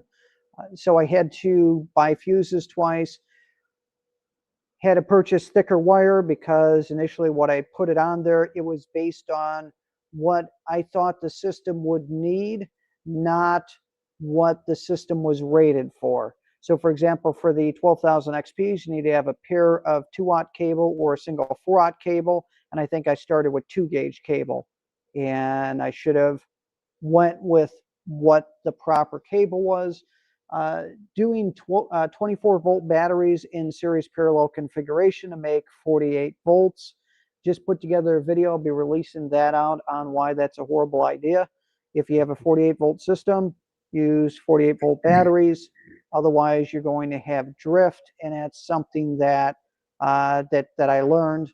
Now, if you have lead-acid batteries, it's a completely different story because you're already aware of the drift. You already know that, how to keep them topped off. And I think that's something that's well known. Whereas with LFPs, if you start putting those in series, you're going to have the drift, but also you're going to have battery bricking, because once they drift enough and then your battery bank gets low, you then brick a battery and it's not coming back on because the cells got to critically low levels. So there's quite a few things, and I agree with with both Matt and Eric, especially Eric's comment. That is, when you look at these things, just kind of design it as well as you can, because you want to make sure that you have all your bases covered. So and it sounds like that Eric's got a very nice system that he built. Obviously, if he's still using components that are 10 plus years old, he did a great job with it. It fit the needs that he had. So that's, that's a really good thing. But yeah, those were the main things that I came across. Thankfully, on my home system, I didn't make as many mistakes as I had made on my shop system. But even with those, a lot of changes I'm going to be making, which is putting everything in conduit and redoing how my batteries are set up, and just a whole bunch of other things. It'll be pretty cool once it's done. I think it'll be a massive improvement. Rapid shutdown, you name it, all that's going to be configured and set up. So I should tell you, first, thanks for the kind words, but the truth of the matter is, if it weren't for guys online talking about how they built their systems and the mistakes they made, I would never have even known about the companies that I ended up using. And it was because of that I learned about companies like Morningstar and Midnight Solar and Outback, which, I've mentioned those guys a lot, and they're just not, you don't hear about them today, even though I think they're all still around. But they're not the kind of the popular online. They're not blue in color, so you don't hear about them a lot. But the truth of the matter is, if it weren't for the guys online that were talking about the stuff they did, the mistakes they made, the systems they used, and what they found worked really, really well, then I wouldn't have known, frankly. And even though I worked in telecommunications and we had battery backup systems, our systems were completely different. Yeah, you know, the principles are all the same, but the equipment was very different. And so it's thanks to, frankly, guys like the three of us here now, that are willing to get out there and tell you what they did. It's thanks to them that I was able to build a system that has done very well for me. And yeah, I've made my mistakes. I've learned the hard way, and that is something that I would tell everybody to be prepared for. If you start building your own system, you know, not too many people, you know, I think get it perfectly right the first time. But if you learn a bunch first, ask all the right questions, get out there and ask the dumb questions too, because frankly, there are none, right? And you've heard that. It's cliche. There's no dumb questions. Well, there really aren't. If you don't understand something and you don't ask, then you can't learn it.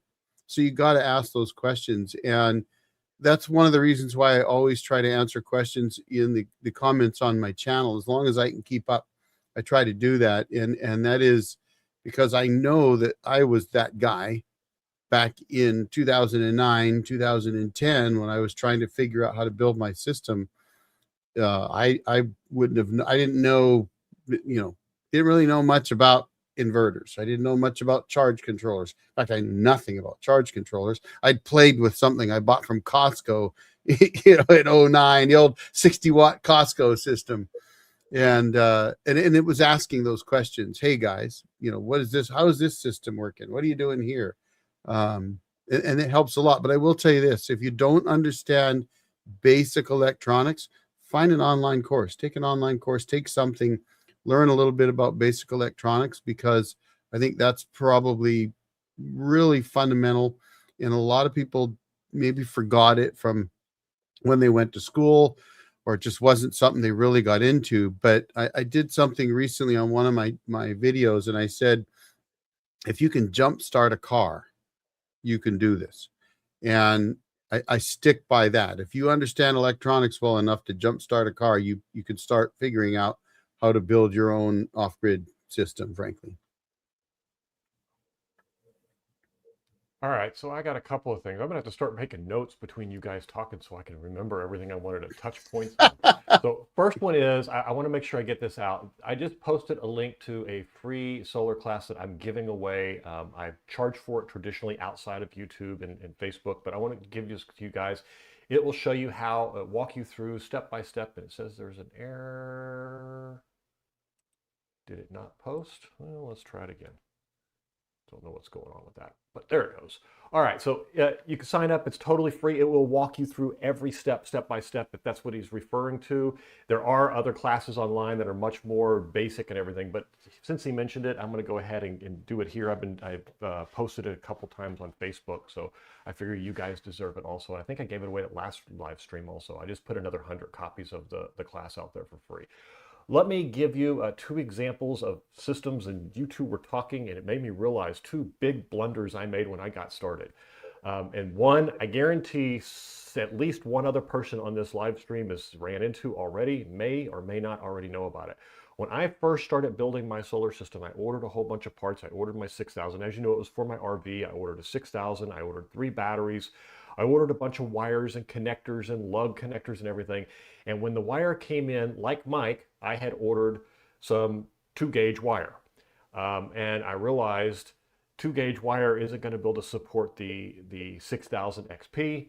And I thought, okay, well, I'll reorder some wire. I'll go with 1/aught. And so I went out to Amazon. I shopped around. I found some good 1/aught wire. I ordered it. It came in. I got it all trimmed, cut, all the lugs on and everything. And then I noticed on the side of it, it said CCA. And I'm thinking, CCA, what the hell does that mean? And what it means is it's copper-clad aluminum wire. In other words, it is not copper. And they start the phrase on Amazon with copper-clad. They start it with copper wire. And in the corner, they'll say CCA. Pay very close attention. This is not copper wire. It does not support the same amperage that you get from copper wire, and it is not advisable that you use this if you have any choice. Now, I've ended up using it, but it's degraded very, very much. I use it for test systems and temporary systems, and I do not put it on permanent systems anywhere. So that was one thing that I ended up buying 3 times, actually. but not because I didn't know where the system was going. My example of when the system, where I didn't know where the system was going, is when my wife's food trailer, we used to go and do a bunch of fairs, and she needed the refrigerator and the freezers to run overnight. So because a lot of the fairs don't have power overnight, they shut the generators down. So I built a little solar system for her freezer to run, her refrigerator and her freezer to run overnight. I put a couple panels on the top and everything, and it worked great. It was a small 100 amp hour, 24 volt, 2000 watt solar system. Worked perfectly. For those of you who's watched my channel, I recently installed a pair of 3000 EHVs that were paralleled with 6,000 watts, because we decided that once we realized we could run off grid, it is so convenient not to have a generator. And it's basically $50 worth of gas every day that she operates now without a generator. So it paid for itself very, very quickly, because you go to a fair, you may be there for, let's say, 2 weeks, and they charge you a grid connection fee. They charge you for your power every day and everything. And not to mention, even if they don't charge you, you don't have power overnight in most cases, or you pay extra for it. So now she can go to these shows, she can run her entire system completely off grid. I can drop rack mount batteries in, as many as she needs. If she's just going for a couple hours, I can throw 2 batteries in there. If she's going for, a couple of days, I can throw 4 or 5 in there. And it can trickle charge off 120 volts from a grid power that they do have when it's on. Big savings for her. So that was something I completely and totally didn't foresee where it was going, and had to rebuy all of it, which made for some great videos, but not necessarily ideal. So, all right, let's answer some questions. What do you guys say? Yeah, absolutely. All right, let me switch the view here to this one here. And last few seconds to answer the poll. Enter 1 in the comments for yes, you've replaced something already. 2 if you haven't. Don't look like we have a whole lot of participation in the polls today. What are you people, sleeping? All right. All right, let me go back a little bit. Let's see. Great live stream from Bamba. Thank you, Bamba. There's a good question you'll see from Sleem Solar. Starts with QQQ. What's the panels? There we go. Is that the one? Yep. QQQ. What's the panel's take on FCC banning foreign power inverters? Do you think that will affect a lot of smaller resellers and stuff? It's funny you should mention this. I think it was a few weeks ago Mike mentioned this to me, and then I ended up making a video that night that did really well. My personal opinion is that a lot of the solar companies are going to respond to this pretty quickly, and they'll probably lull in inventory over the next couple of months, but then they'll start to get that through the pipeline and get things resolved. I hope that's what happens. I haven't heard any recent news on it. Has anyone heard any recent news on it? Well, I haven't heard recent news, but it's my understanding that it was for actually big grid systems, not the small home power inverter type systems. The intent of the law, as I read it, stated that it was specifically designed for those systems that will allow automatic updates and feed the grid. The problem was the way it was written, it didn't only cover those. They were very open-ended rules. So it basically came down to any system that can be updated from a foreign entity is a problem. That's what it really came down to. Right. That's where I think a lot of the panic is. So I've got a interesting and maybe a different way of looking at this. I actually think in a way it's a good thing. Let me explain why. Is it going to affect new models of inverters coming out? Absolutely. But the existing ones are going to continue. So the 12,000 XP, they're going to keep creating 12,000 XPs, and all these other, inverters that we're used to, they're going to keep creating them. Why is that important? Well, let's just say that you have an inverter and a battery that are UL 9540 tested, and that is needed, okay? And you have your system set up, you have your batteries, you have your inverter. They discontinue the inverter, just age it out to come out with a new model. Well, now that new model may not have UL 9540 with your batteries. Now it's not a UL 9540 system. Now all of a sudden it doesn't meet NEC code because you can't get that inverter that you used to have because it's going to be replaced with a different model that may no longer exist. So in a way, it keeps the manufacturers to extend the life of their existing product line, which for all of us, if we have inverters already and they fail, we're going to be able to get the warranty work and we'll get the exact same inverter instead of maybe a different model that came out. So it's going to kind of slow down the life cycle. So that's a positive.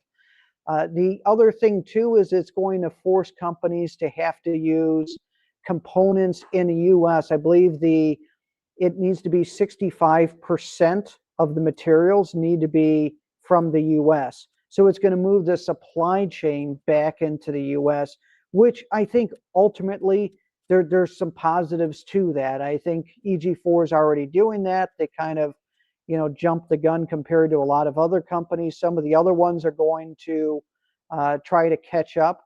What's going to happen to SRNE, all the clones, and a lot of the other ones? I don't know. Whatever they have existing, they can keep.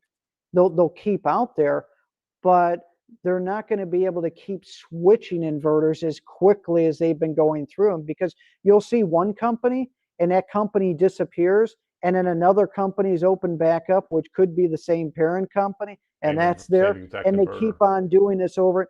You can't do that no more. And now it's saying you're going to have to make it in the US, which it could have some positive. Now the negatives everybody's focusing on, because you have to jump through hoops to come out with a new type of inverter, and maybe that would hurt a EG4 12000 XP V3 if a V3 was to come out, because now it has to be certified in 65% content and all that.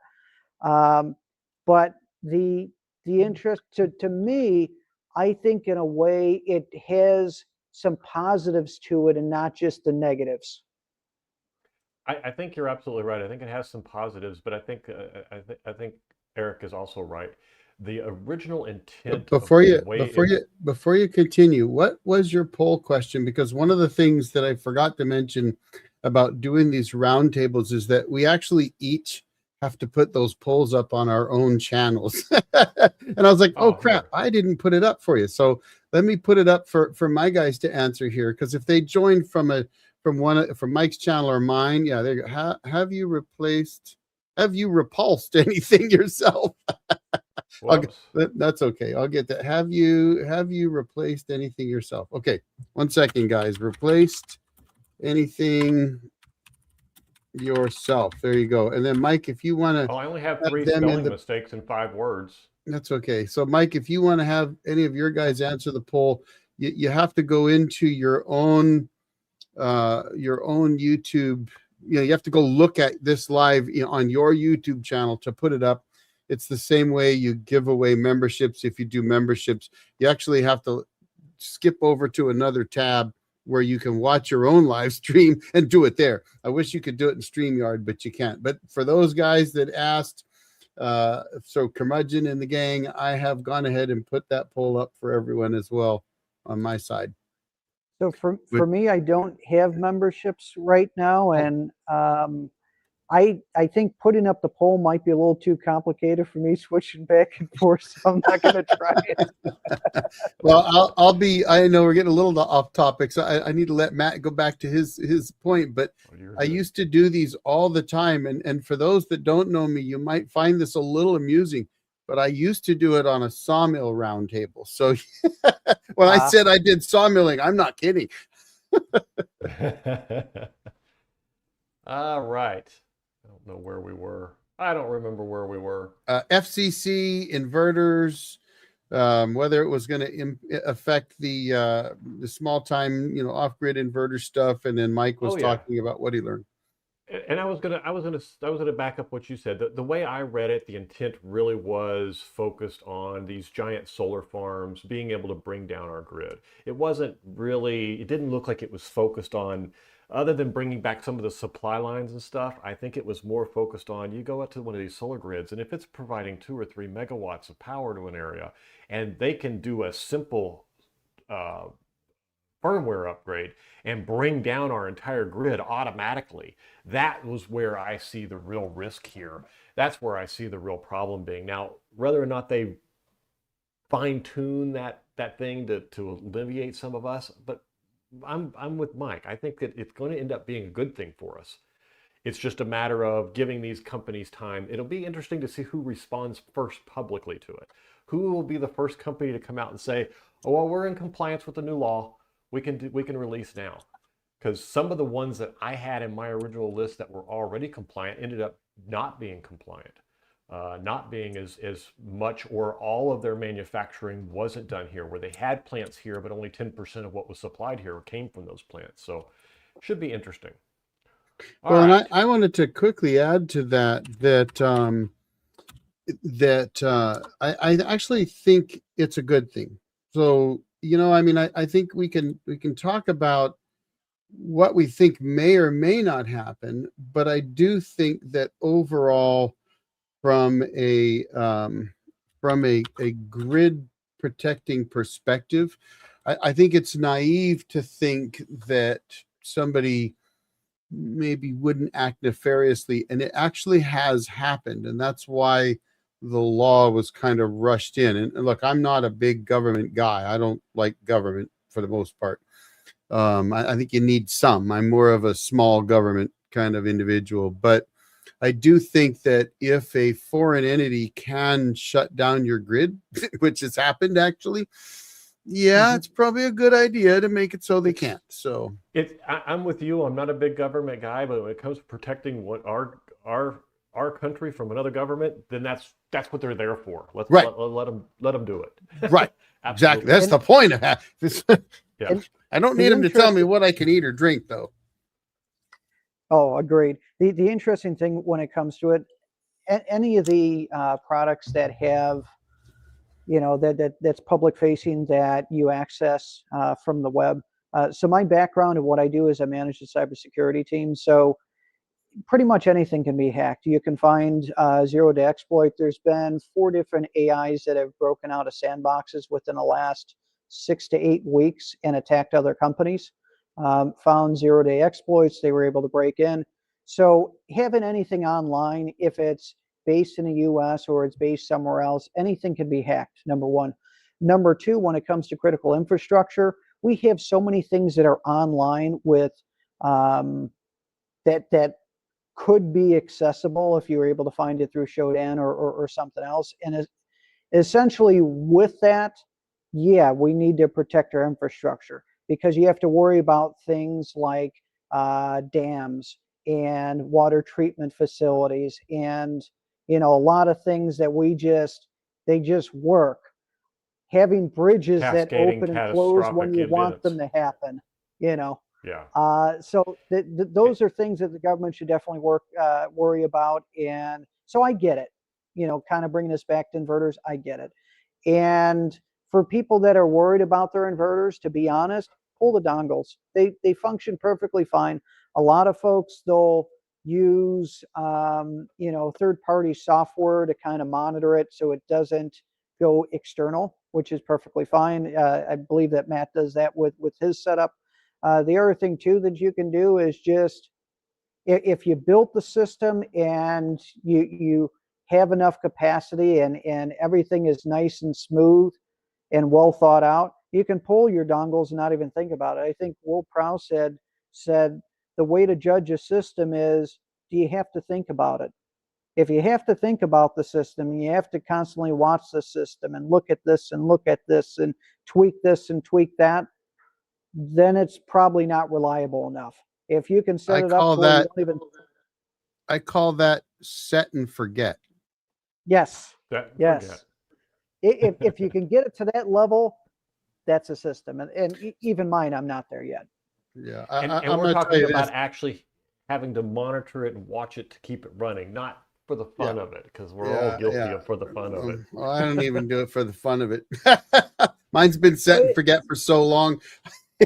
As long as I can But- flip the switch when I want to, I don't even pay. People ask me, how many kilowatt hours do you produce in a month? And I go, I don't know. I turn the switch on. That's it. I walk away. But I was going to tell you, if somebody can hack my system, then we all need to start looking for T1000s, because my system is more air gapped than 3 to 4 years, unfortunately. right. Maybe. Yeah. I've seen some of the stuff that's out there today, but you mentioned pulling the dongles, and I'm sitting over here chuckling to myself going, yeah, good luck with that. There are none. Somebody asked earlier if I could remotely monitor my system. The only way you can remotely monitor my system is if you drive 5 hours to get up there and then walked into the room and looked at it. Although I do have a Bluetooth module on one of my charge controllers that I can sometimes reach from certain spots inside the cabin. But if I'm just a few feet too far away, then I can't. But the truth is, it was a curiosity thing when I put it in, because I really truly believe in set and forget. I know a lot of people monitor everything there. I mean, once it's up and running, I got other things to do. And Yeah. so I don't it's set and forget for me. Plug it in, move on, go do something else. I just want to be able to run my power. For me, I check out my shop at least once a day to make sure that the HVAC is working. And what I'm going to put on is a redundant mini split. So that way in my battery room and inverters, if that fails for some reason, I have my my backup. But yeah, if you build things right, and for you, it might be a Wi-Fi camera that looks inside your cabin, and you have a little thermometer that's digital that it looks at that in the rest of the room. Okay, the Let me ask you temperature a is question. this. Let me ask you a The question. system looks good. Let me ask you a question. Yeah. How are you going to do that? There's no cell coverage. I guess if you put in a satellite system, Starlink. Oh, there's you no have no cell coverage. Ah, okay. none. I do have Got Starlink. So I carry a Starlink mobile, and Okay. when I'm at the cabin, I set that up when I'm there. But then I keep it with me because I do some overlanding and RVing and traveling and whatever, and so I have my Starlink with me wherever I go. But yeah, no, when I'm not there, there's nothing. The closest I have to monitoring my system is sending a message to my neighbor who has internet, and he could walk over there and make sure it's not burning to the ground or something. But I mean, his walk over there is uphill, and probably close to about a quarter mile, to walk over to me. That's Mm, and there's no other neighbors within half a mile to a mile of me that could, that I know well enough that I'd even consider sending over there. So yeah, there's no monitoring my system. There isn't even a phantom bit of a bar of cell coverage where my system is. See, I'm just the opposite. So here's mine actively right now, today, Yeah, this month, it's cool. this moment. But for me, this is a toy. It's here to build it, and I use this as an excuse not to make my system look as nice as Mike's looks. This is my excuse. All my stuff is temporary. I'm just playing around with it, and I have to tear it down and build something new. Otherwise, I have to live up to Mike's standards, and I'm not sure I can do that. I don't think I have a okay. standard. I'm just looking at everybody else on YouTube and trying to do what they're doing. It's a real challenging balancing act for me, because the fact is that a lot of the times I want to take the time to put all the conduit in and to put the boxes in and stuff like that. But then I'm like looking out to next month and knowing, okay, well, next month I'm going to do this. And that basically means ripping all that out and putting this. So like That's right the now problem. I'm facing, I was going to say Right that's now the I'm facing, I problem. want to pull my 10 kilowatt one out and I want to build just like a home backup system, nothing else. Just get rid of all the extra batteries and everything. Just a, hey, here's a, $5,000 or $4,000 home backup. You just plug it in like a generator and it does the thing. But that means that I have to take apart what I have. I need to build a special wall for it. And that's what I want to do. Now, the problem becomes with me is balancing how much of that um, do I do I take the time to put all those beautifying pieces in when you're just going to rip them out? And a lot of times it's expensive to do it too. Yeah, Yeah. so that's my problem with my off-grid shop build. I started an off-grid shop build and tore it apart so many times for making videos that sometimes people will come in and say, "Oh, what are you building there?" And I'm like, "Well, I was building this, but then I was building that, but then I built this, and then I built that." And the beautifying thing, it's true, right? Because I often make videos based on questions. Somebody, viewers ask questions, Very and I want to common. answer those questions. And Yeah. so a lot of times I'll look at that and well, okay, let me do this. So then I'll tear that system apart because I need some of those components because I don't have deep pockets.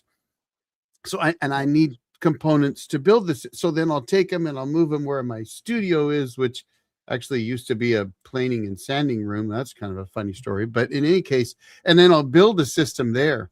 And what I really get a crack up is the guys that come in and make comments about, I don't think you should build that with that there or something, and I'm thinking, well, I wouldn't, but I'm trying to show you how to build one. So I'll screw these down here and slap this over here, and let me plug this in right here. Look, it works.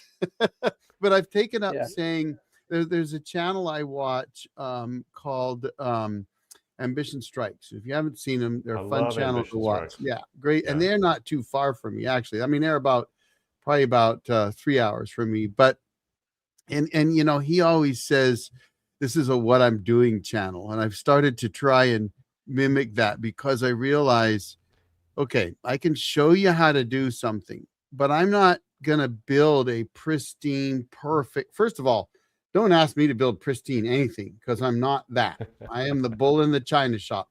In the telecommunications world, I did a lot of R&D stuff and I was really good at it, but you did not want to have me come in and build your permanent system because when it come to lacing cables, yes, I could lace cables. I was not the guy that did that perfect cable run through the whole central office. But I was the guy that would say, well, let me see if I took A and I attached it to B and I plugged in C, I wonder if that'd work. Oh, look, it worked. Or, well, that didn't work out. Yeah. But so anyway, I mean, to your comment about building systems and rebuilding, and I was telling my wife today, I said, I need to build the closet around where I'm going to do my off-grid shop build to keep the sawdust off of it so that when I actually want to do some woodworking, I don't cover my components in sawdust, which happens. And then permanently put that there. And I guess I have to get to that point where I say, okay, Eric, look, you're done. You're not taking anything.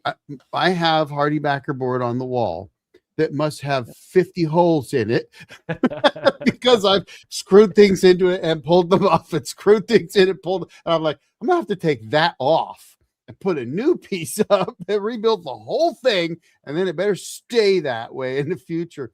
So for those that watch me, they may have noticed that I've been using my HumpSync batteries a lot for battery expansion or power station expansion videos. That's because I've decided that I should not try to add those to the other setup, and I should just leave that setup alone so that maybe I could get back to that shop build. But I'm even looking at it today where I've got 1600 watts of solar set up right now that's going into a power station that I'm testing. That's supposed to actually go to my off-grid shop build, but it's not. So YouTuber problems is what that is. I'll second that. I've got a funny one right now. So I've got a HumpSync 10,000 watt inverter that I'm testing. So get it in, start to do the testing. I'm looking at this and I'm like, oh, great. It doesn't have any of the breakers that I need. Okay, let's pick up breakers. Look at the wiring. Oh, yeah, it doesn't fit 4 gauge, 2 gauge, any gauge that I have. All right, so it's 6 gauge. Okay, let me get 6 gauge. So I'm getting the wire for that, and I've got to wire that in. And then, oh, yeah, I need to have the battery cable. Need to get that. And then I got to get a T-class. And I'm looking at this, and I'm like, damn it, I'm going to have $300 into this review. And I'm like, I don't want to do this anymore. This is going to be the I've got this, bad side. I've got this it just giant isn't working. box. I got this giant box. It started off as a couple of spools of wire. And every review and every build, the wire strips get a little shorter and a little shorter and a little shorter. And they all have different connectors on the end. And I'm always afraid that I'm going to take that 5/8 inch lug and a 3/8 inch lug and put, have it to where somebody says, well, that doesn't fit. Why did you use the wrong size lug? Or, Right. Yeah. What's this copper clad wiring here for? Or why don't this build have a party board on the back? Or my favorite one lately is I got those new panels in. And one of the first things I wanted to do was compare the old used panels that were laying against the fence to the brand new, quote, bifacial panels that are now leaning against the fence. Oh my God. You'd think I set the world on fire. Why did you mount those bifacial panels against the fence like that? You're not going to get your bifacial gains. Oh my God, you don't know what you're doing, and blah, blah, blah. And it's just like, guys, it was just a video to see what would happen, to see how it works. Yeah. Yeah. I love those. Sometimes those, Yeah. I try to answer every comment, but I have to admit there are, and I hope all of you out there watching this today appreciate this, because you're getting a full inside view. But I try to answer every comment. It's a policy of mine to absolutely answer all of them, at least the initial comment. It's after thousands and thousands of comments. It does get hard sometimes answering all the replies, but you get comments sometimes that are, it's like, kind of like, to put it short, it'd be like, hey, dummy, you don't know what you're doing, because that's not how you do stuff, and you're like, okay. Or my favorite ones are the early ones where you've spent countless hours, because it takes a lot of time, especially if you build something so that you can show people how to build something, and then you've done it more than once, so you build them and put them together and change things and move things around, and you get it all up and running, and you film it. But and it might be an hour's worth of work filming it alone to cut it down to a 10-minute video. And in that video, maybe you say something very specific. Like, for example, I'm using a Victron 150/35 charge controller. And then you get a comment from the picture, the thumbnail of the video. Why didn't you put in a charge controller? You're like, did you watch the video? Those are my favorites. My biggest one, the funniest one that gets me, and I've just learned to live with it. It happens, and I know it happens to especially a lot of people that are new in the industry and stuff. And it still, to this day, I have re-recorded countless hours to fix this problem, or voiceovered and spent 20 minutes editing things to get it to sound just right. Where I'll say, and this new battery that's 10 kilowatts. Instead of 10 kilowatt hours, oh my God, how many feedbacks will you get? Oh, you don't know what you're talking about, and blah, blah, blah. And I'm like, it just comes out. It's true. It's actually, it's funny. I have a friend who has a YouTube channel in the forestry world, and he's done a fantastic job of making fun of himself saying things wrong on his videos.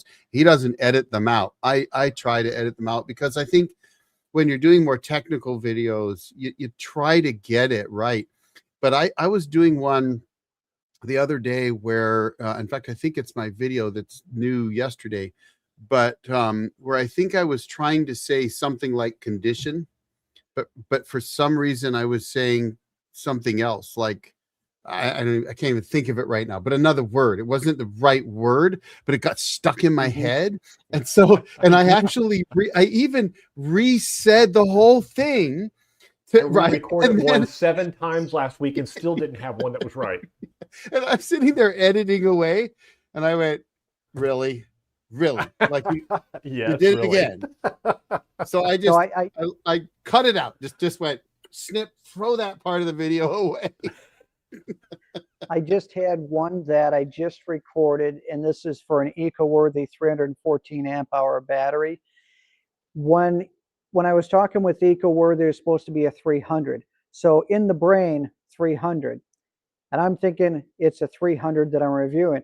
And I'm going through the whole thing, and I'm unboxed, and I'm going through it, and it's a 314. They sent me a 314. I had already done the intro. I'd already recorded the whole thing. It's together, and I'm looking at it. I'm like, you know what? I'm just going to put text at the bottom after I say 300, 314 amp hour. Good enough. All right, package it together. I've I done had that exactly the countless same thing. Big Battery sent me theirs, and the specs on the website was a 314, and I'm reading 314. And then when we're talking, they're like, "Oh, well, we have these 280s. Do you want that?" I'm like, "I don't care which one it is. I just want a big battery from an American-made company. That's what I want." And they're like, "Okay, well, we'll send you this one." I'm like, "Great, that's fine. We'll take care of that." And I do the review, I do the recording, I get everything done, all the packaging's finished. It releases tomorrow morning, and everywhere, 15 point blah blah blah kilowatt hours. I'm like, this isn't a 15 kilowatt battery. It's 14.3. What the hell have I done? It's you're gonna get wrong hammered over everywhere. that. I said it wrong. I packaged it wrong. My thumbnail's wrong. My links are wrong. Everything. I will tell you. I'll admit something here. Another little insider for you.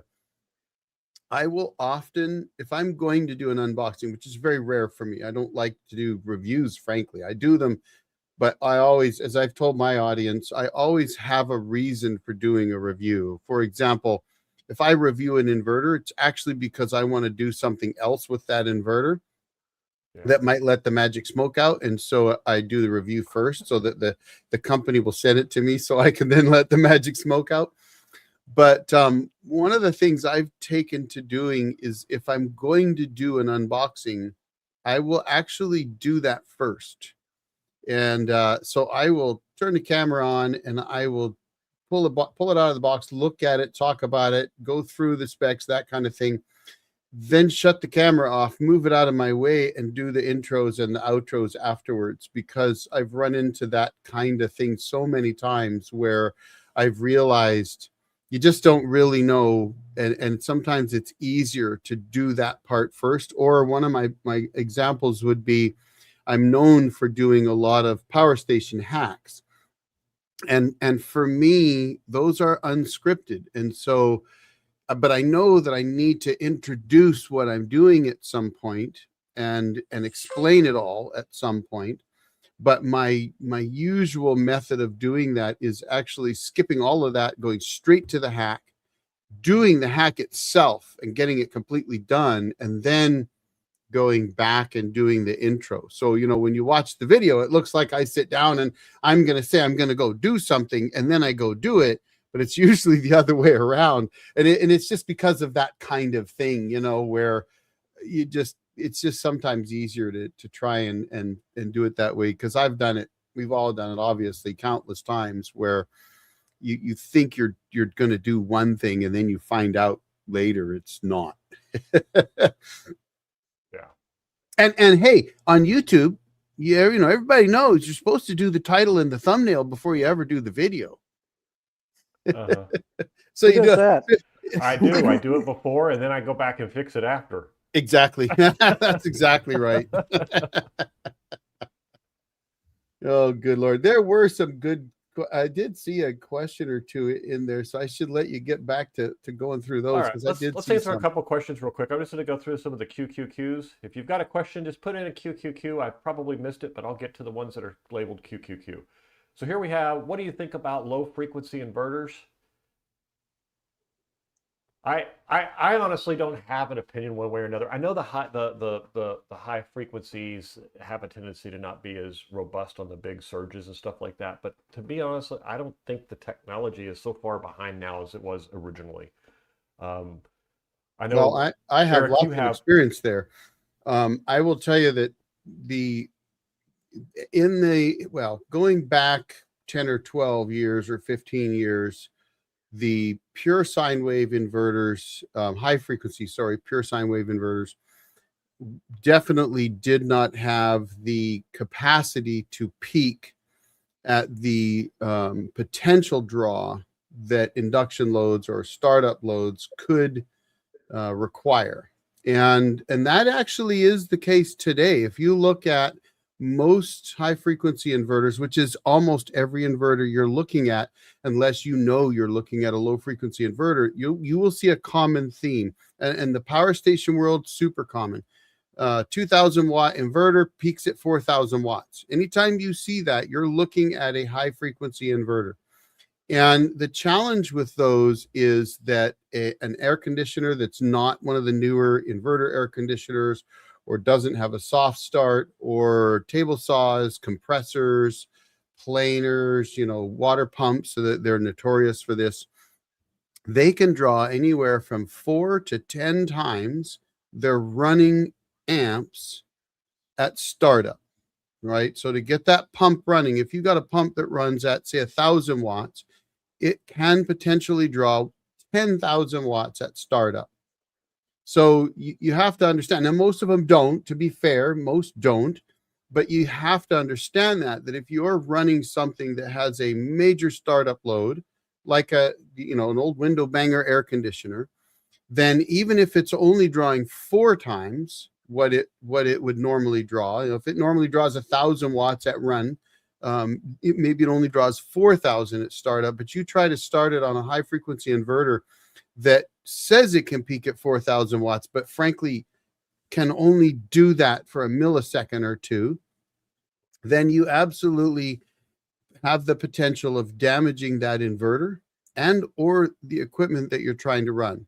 I burned down an inverter that exact way. I Yeah. burned one out doing exactly that thing, hitting that surge right at that maximum surge capacity. And to be honest with you, what's really, really common, and even in today's world, are mini fridges. A mini fridge that runs at about 800 watts will most likely peak around 800. And so 8,000, yeah. Yep. Yeah. It's Oh, yeah. amazing. Yeah. So the difference is that the large frequency inverters have big transformers in them, great big capacitors in them. And you'll notice, like my original inverter that I ran for 10 plus years is an Ames 4000 watt low frequency inverter. So the first thing I'll tell you is those are monsters. It weighs between 65 and 80 pounds. So just imagine, like, your power station with a 3600 watt inverter doesn't weigh as much as my 4000 watt low frequency inverter weighs, right?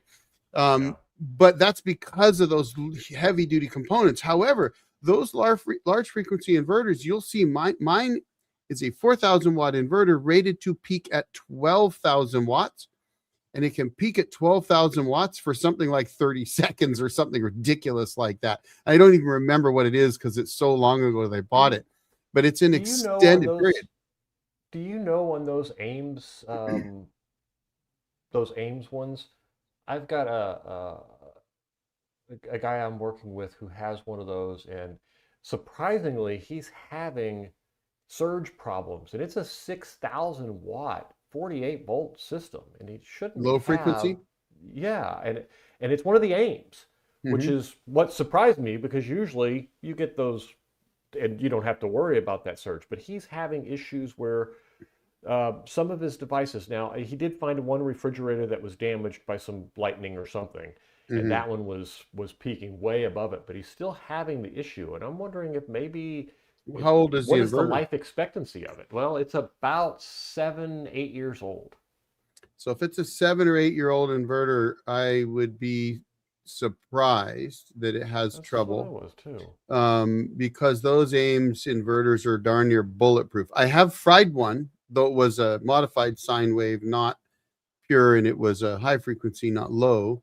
My frying it, though, was pure silliness on my part, totally different story. But the low frequency inverters, those are darn near bulletproof. But if you hit them with massive surges, not off the draw side, but on the input side, like lightning strikes.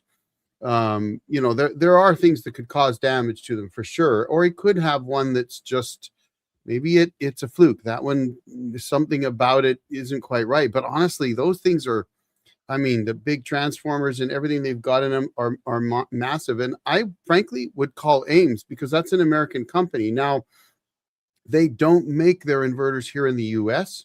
I think they did at one point. How long ago that is, I don't know, because I bought my Ames in 2013. And I don't even know if that one was American made, but it's bulletproof. But I would call Ames directly, because they will answer the phone. They'll talk to you. They'll email with you. They're good Oh, that's people. wonderful. That'd be my advice. It's an American company. I will tell Okay, you I'll do that because I would do that. Honestly, the Ames. then usually when I see an Ames, I'm just like, okay, that's not the issue. Let's figure out what's going on. There's something, not feeding, your batteries aren't strong enough, or this or that. But in this case, I know that's not the case. I know there's nothing else there. And I would say this. I'd want to put an amp clamp on it and find out what's it really doing. Where is it actually cutting off? Yeah. Yeah, because you're talking a 6,000 watt Ames low frequency inverter, which has got to be like 100-pound monster. That thing should peak at 18,000 watts. And not only that, it's not like it's going to be battery related either, because he's got 900 amp hours and 3 different, large 200 amp plus batteries on there. So he's got plenty of power there. The circuits are running in 4-aught, so he's good there. There's just no reason for this thing to be cutting out, short of the lightning strike did some damage that isn't or heat. Obvious. So, it's not heat. So it's not heat. So it might be in between the two areas that you're thinking of. You've got this massive transformer. The massive transformer is bulletproof. You've got this massive battery array, but you still have the DC bus.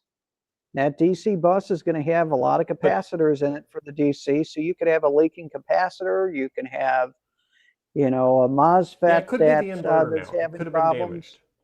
Yeah. And the other thing too is the reason this was found is that he was, like a lot of people, they build these systems, they call them their backup systems, but they never actually tested them. And it was like I told him, I said, if you've never tested it, then you know what, this thing, as far as I'm concerned, it isn't going to work. I said, turn it on, pretend you got hit by a hurricane. You can't use the electric grid for 3 days. Run that battery down to 0 before you turn it back on. And of course, he had a rainstorm in the middle of it and had some things go out. Now, at first, it was because he had a whole battery bank that wasn't balanced. He had a balancing problem, like Mike mentioned. He was using some 412 volts to make his 48 volt, and they were lousily balanced. And we got that fixed with a balancer, and everything's fine now. But it was, and then we expanded his battery bank, and everything was fine. And then all of a sudden, this started cropping up. But now he's to the point where he's never actually had that amount of draw, because you know how it is. I can live with just the refrigerator until you have a system that can support much more, and now he's putting more on it. Now it's the refrigerator and the TV and the mini fridge and the mini split and the this and the that, but it still isn't at that point. But it could just be a bad inverter. Yeah, it could be. I mean, it absolutely could be. I would say it's entirely too bad. And here's a lesson for everyone watching. It's entirely too bad that he didn't run off that system a lot, because if you build a system and you don't truly test that system, then how do you know it's going to work when you need it? And it's kind of that 2 is 1, 1 is none mentality. If you don't know that it's going to do what you need it to do, then when you need it, it's like having a car that you've never driven that sits in your garage because you think one day you might need to get in the garage and grab the car and go to the grocery store, but it's been there for 5 years and the battery's dead and the gas is no good. Electronics can sit for long periods of time and be just fine, maybe, but it also gets dust buildup and other things. And if you never tested it in the first place, not extensively, then you don't know if it didn't have a problem when you bought it. And he was a perfect This is example of true. that. The first test we ran died at 50%. And I'm like, okay, I need to come over and figure out why. As it turned out, he had one battery, like Mike said, that just had gotten down to a point where it had shut off. Right, And it right, was running at 50%. It was running at right. 50% capacity. That whole bank was dead. Right. Um, That's no good. I just saw a comment by Sleem Solar here. I think he's on my channel, but I will tell you, you're right. And it's something else I was going to say about low frequency inverters. Low frequency inverters actually have the capability of conditioning power. So, one of the challenges with high frequency inverters is they can't really condition the incoming power. So if you have a utility input for like a generator and your generator is a bit noisy, they can't really clean that up, versus low frequency inverters actually can. And that is one area that they really shine. So he's right. There's a comment here. Low frequency inverters use heavy copper and iron transformers operating at standard grid frequencies. Yes. Offering massive surge capacity and rugged long-term durability for heavy motor loads at more money. And that's the other thing. My Ames in 2013 cost me $1,400 and some odd dollars. They're not cheap. Low frequency inverters are not for the faint at heart, right? So, the question earlier, what have you done for futurizing your system? Well, I forgot about that one. Yeah, I bought a almost $1,500 low frequency inverter, but I'm going to tell you something. I use it all the time, and I can run my air conditioning and run my table saw and run whatever the heck else I want. My fridge can power up and have a massive draw at the same time I'm playing my stereo and running my air conditioning and having some lights on, and my friend decides he needs to cut a piece of wood on my miter saw. you know yeah. it just hogs the idle power consumption side of things. And that's kind of the thing. They all have their positives and negatives. I think both high frequency and low frequency are good. They each have their places. So I've got 5 large high frequency inverters. And one of my videos I did, what is a load that you should never power with your high frequency inverter? Welders.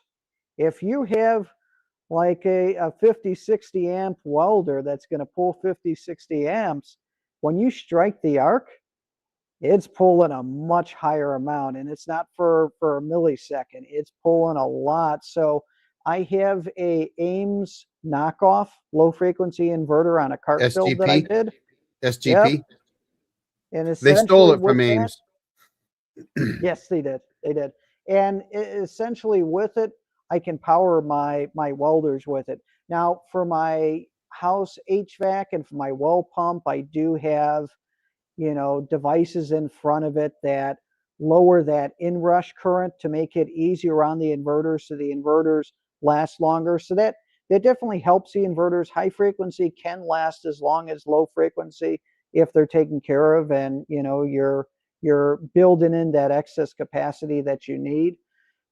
There are some other downfalls to high frequency. If you have a shoot through event to where an output MOSFET or IGGP, those short closed, now you can be sending DC current out of your AC. And that's why it's important to have a good high frequency inverter that's going to catch a fault and shut down the system. Matt and others talk about their EG4s, that I have this high frequency inverter and I came in one day and the power was just off and it was in, alert mode or warning mode or what have you. And it stopped working on its own. And I've seen people say, yeah, and then I flipped it off and flipped it back on, and then I heard a sizzle or whatever that it might be from their high frequency inverter. And that is important because it has the protections built in. So if you have that catastrophic event, it protects your appliances downstream. So having that built in there fixes the Achilles heel of a high frequency inverter, having those protections. But then on the low frequency side, low frequency inverters, not all of them are built how they used to be. Yeah, they might have that heavy duty, iron and wound, output transformer, which has your galvanic isolation and all that other good kind of stuff in there. But if on the DC side, if the components aren't that good, which a lot of the newer ones, I've seen that, they can still fail. So they might not have the longevity of the older low frequency inverters.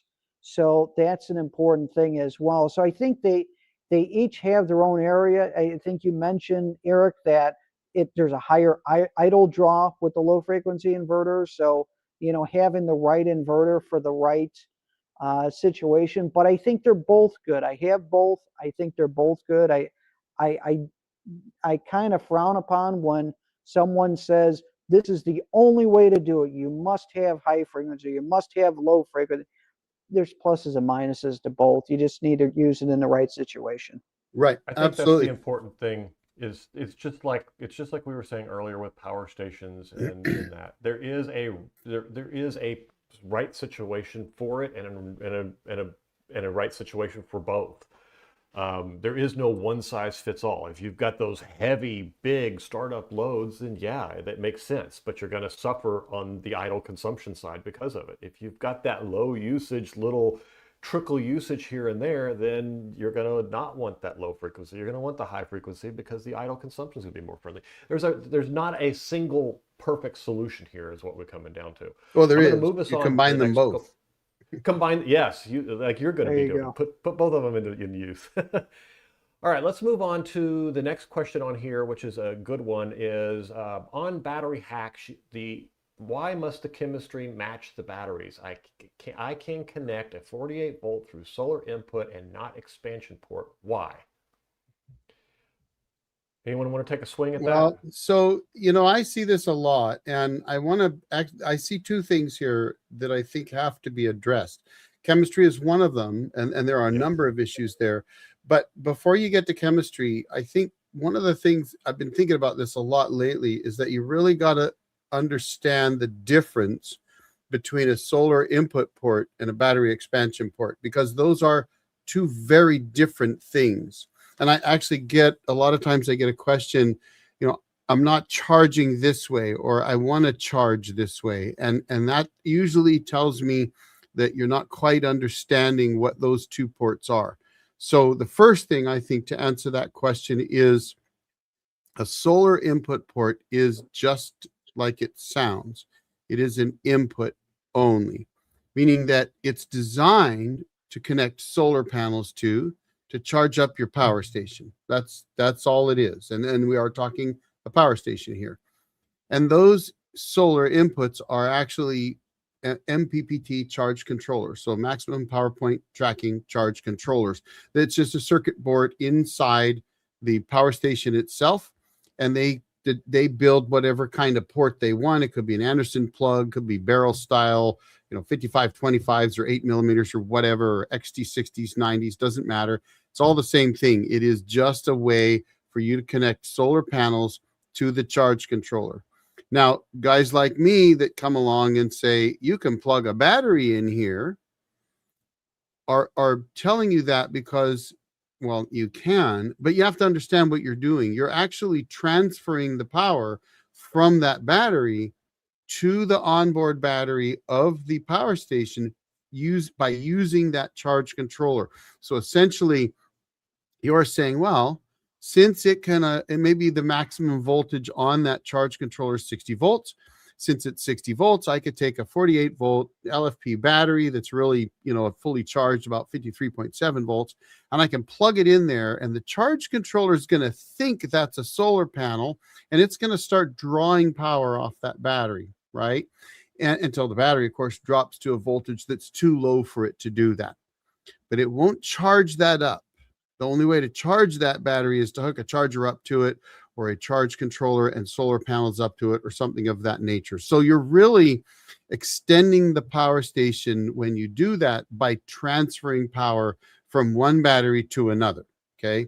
And it's important to understand that, because the battery expansion port is not that at all. In fact, the battery expansion port is, in essence, direct access to the onboard battery.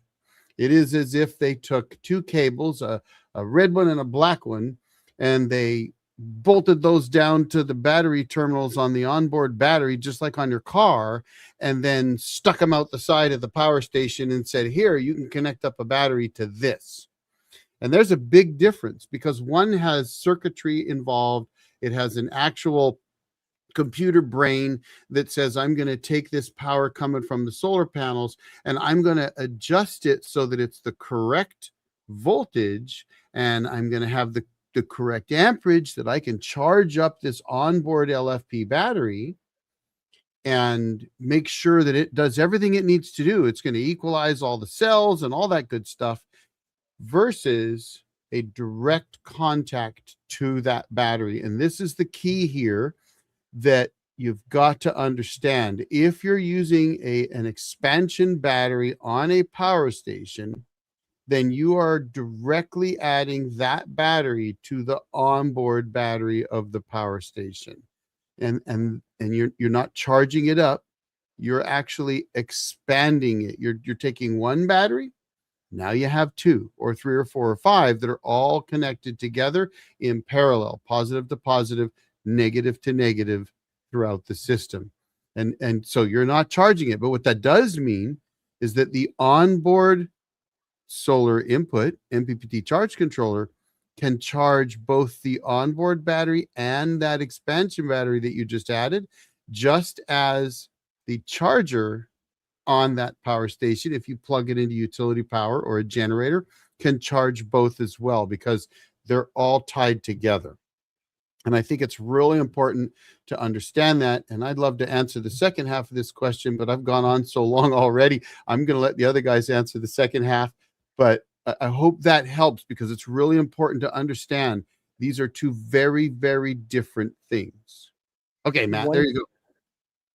If I can mention one thing really quick, when you're connecting up your power station through the expansion port to an external battery, they have to be at the exact same charge level. If you have one that is charged, say your power station is low and you have this nice charged battery and you plug it in, very bad things are about to happen. Exactly. So yeah. Don't do it. And that goes for these systems too. If I pick up another battery, I make sure it's the exact same voltage, not only at the battery pack, but I'm looking at the cell voltage. So I'm looking at each battery pack, the cell voltage. First, I charge them all up completely to 100%, make sure that everything's at 100%, but then I check the cell voltage and make sure the cell voltage is the exact same or extremely close, and then connect it in and no spark. But if you have one that's, say, 80% charged and one that's 50, and you connect it in, massive inrush, and you can have some serious issues. It can be quite dangerous. Smoke. It could be magic smoke. Magic smoke and magic fire, potentially. Yeah, potentially, absolutely. Okay. So two parts there. I'm going to let either Matt or Mike answer that second part to that, which was the earlier part, which I love that one too. So let's look at the earlier part, because this is really an important subject that really you'd have to understand the core difference in different types of chemistry that you have. Every battery has a charging profile. That means the amount of voltage and how you put that voltage in, how it absorbs that voltage, and how it provides that back to you. So if you're putting in at a certain way, for a lithium iron phosphate battery, that is different from a lead acid to an AGM. And you'll notice when you get the specs on a battery, a lot of the times, it will tell you this is the maximum charge. This is the charge rate. This is the maximum amperage voltage that you should be charging with. That is drastically different between a lead acid battery and a lithium iron phosphate battery. Now, are there some overlaps? Sure, there are some overlaps. The problem is if you put that into a safe zone, and as you narrow it down, and there might even be, I might even be able to pull up a chart on this. As you narrow this down a little bit, oh, this is perfect. As you narrow this down a little bit, you'll notice that the ability to reach the top of your battery and the bottom of your battery of different types becomes different. So for example, 100% charge for a lithium iron phosphate battery may be 13.6, whereas on an AGM, it's 12.9. Now, what happens to the AGM when you cram 13.6 volts into it? It's probably going to have, if not short-term damage, long-term damage. And the same thing's true for every aspect of the battery. When the battery gets full, what does it take to balance a lithium iron phosphate battery versus a lead acid battery? What does it take once it's full? How do you treat it? What is the balance or the float voltage that you want to maintain it to safely not damage the battery? So the fact is that all of these batteries have different charging profiles, and these profiles can have very adverse effects on them if you're mixing them. That does not mean that you can't take and safely take a certain set of batteries, hook them up together, and then work to a certain extent. That just means that when you start getting to the edges of all of that, there's going to be a lot of side effects that you can't possibly deal with safely in all circumstances. Now, I don't know if anyone wants to add anything to that, but Well, I would say that. Oh, sorry. Go ahead, Mike. Sure. So one thing that you have to remember is that there's a very big difference in resistance with a lead acid battery compared to an LFP. LFP has extremely low resistance. So if you have those two batteries and you connected them together and say they're at the exact same voltage at that point, as you charge or discharge, now you have that LFP, which is either going to take everything that lead acid battery has out, or it's going to do vice versa, and the LFP is going to look at it as essentially a dead short, as it is a higher voltage than the lead acid battery. They're completely incompatible with each other and extremely dangerous to even try.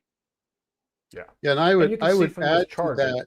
I would add to that LFP batteries have something called a BMS, or battery management system, which is specifically designed to protect them both in charge and discharge, and manage the charging of their cells. Because the one thing you have to understand is that an LFP battery, if you open one up, it looks like somebody took a whole bunch of kind of like a D cell battery and stacked them all together in a series parallel configuration. So an LFP battery is actually really a whole lot of batteries put together as one, and then it has a battery management system. And they are often charged at one specific voltage rather than a ramped voltage, versus a lead acid battery, which is literally acid, an acid water bath with lead plates in it. And when you charge those, you actually charge them on a 4-stage charging system. So a charge controller, if you were to buy a fairly modern charge controller that can handle LFP batteries as well as lead acid, you would notice that the lead acid battery charging ramp is very different. It actually has a bulk charge where it's going to bring the voltage way up and really get those batteries boiling. And then it has what's called an absorption charge, where it's going to slightly lower the voltage but increase the amperage that's going to the batteries. And then eventually it gets into float, which is where it's going to lower the voltage and the amperage and just kind of trickle charge the batteries. But it has a 4th stage too. And that 4th stage is called the equalization stage, which you would normally do periodically so that you literally can boil the impurities off of the battery acid that's in your battery. And that also means you have to add distilled water periodically, because they literally will boil off fairly often. And you have to do things like check specific gravity to make sure that your cells are all equal and all that good stuff. But that's very, very different than the way an LFP battery charge is managed by its battery management system. So they're just completely incompatible systems. And honestly, I would say there's no reason today to use lead acid, AGM, or quite frankly, lithium ion batteries in an off-grid system or to expand a power station, except for if you're in an absolute emergency, then plugging it into the solar input is okay, as long as you understand what you're doing. Because if you put a lead acid battery and you plug it into the solar input on your power station, it'll kill that battery. It's not just going to drain it, because when you see lead acid batteries and they call them deep cycle batteries, they're not nearly as deep cycle as you think they are. They will get killed. You will destroy them in a very, very short window of time, because every time you completely drain a lead acid battery, 100%, drain it all the way down, you cut its cycle life in half. And that's important. And they only have a 200 to 300 life cycles as it is. So it's just not a good idea. So in short, what we're saying is that because their charge profiles, their voltage range, their operating range is so different, it really isn't safe to do this at all. And this is why you don't hear anyone suggesting doing it. There are some extreme cases and places where you can use them to help with chargers and stuff like that. But even that is, as he states, that charger, as we said before, it's going to pull voltage until it gets down to a cutoff point. That cutoff point is going to be past where that battery doesn't take damage. It's too late. You've already destroyed at least half of its cycles, sometimes even more than that. So I think that answers that question pretty thoroughly. I did want to go down to... It's a fun one, though. I've seen that many times. Yeah. Yes. And that was why I brought it up here, is because I knew we'd all have good perspectives on it and be able to get a good, thorough answer to it. So you guys are all smarter than me. I have an Eco Delta 2 and want to build a bigger off-grid system slowly. Should I get a 48-volt battery and connect or the Delta first, then build up an inverter? All right, Paul. It really depends on what you're accomplishing. Obviously, your long-term goal is to get to a much bigger system. And the question becomes is, how big are you looking to get to here? Because you have, and if I remember correctly, you're running on a couple of 100 amp hours of 12-volt batteries at this point. So that means that you're going to be jumping from one completely different system to another system. If I remember correctly, I think you've got 200 or 300 amp hours of 12 volts, if I remember correctly. But you're using charge controllers, your independent parts system. You don't have an all-in-one, so most of those components will upgrade to 48 volt. And I'm not familiar with it does parallel the battery for the EcoFlow Delta 2. And Eric, do you know, is that one that would parallel easy? I mean, obviously, if he's serial batteries together for that, it's probably not a bad idea. I'm sorry, I was just shooting you a note offline. Okay. But what was the question again? So the question is that should he parallel some into EcoFlow to 48 volts and then expand into an inverter, or should he go straight to an inverter? Well, so I think your initial question to him is how big do you want to go is really key here. If it were me and you're asking me about, you want to build a system, but you're not looking to build a 60 kilowatt hour system with, 40 kilowatts of inverter power, etc. Then I would say you already have the Delta 2. Adding the watt cycle cable is super easy and cheap to do. If you have a 48 volt, which is really a 51.2 volt LFP battery, decent quality battery, there's absolutely no reason not to go that route as a starting point, right? Because you're going to learn some things. For example, when I did it with the Delta 3, I didn't like the way the Delta 3 charged up my LFP batteries. It works, but they'll never really, I think, stay at 100% state of charge. And this is a common problem. If you buy an LFP battery and drop it into an RV that doesn't have one of the modern DC converters set up for LFP batteries, then your LFP battery will only ever get charged to 80% until you make the conversion. So you could have this where your LFP battery gets to 95 or 98% or 99%, doesn't hit 100% because the Delta 2 cuts off the charging because it's decided it's all the way charged, which I would argue it's not, but they probably did it that way on purpose because it's not going to hurt it. But and so you may find, okay, well, maybe I'll add my own solar charge controller to make sure it gets fully charged. And then I add some batteries, and then I decide maybe I want to add a charger to run off a generator, and you're just adding that to that battery, and maybe you add another battery. What you're doing is you're starting to build that do-it-yourself system to where eventually you'll pull that Delta 2 off because you don't need it, and you can use it for what it was designed for, which is a portable power station. So I think depending on your approach and what you're trying to do, absolutely nothing wrong with going to, a battery and a watt cycle cable on a Delta 2 first as your first experiment with doing that. Maybe that runs great for you for a while. The one beautiful thing about LFPs that you could not do with lead that we were just talking about is that if you've got an LFP that you've had for a year or a year and a half and you haven't really abused it horribly, you can pick up another one and parallel them, and it's not going to be a real issue.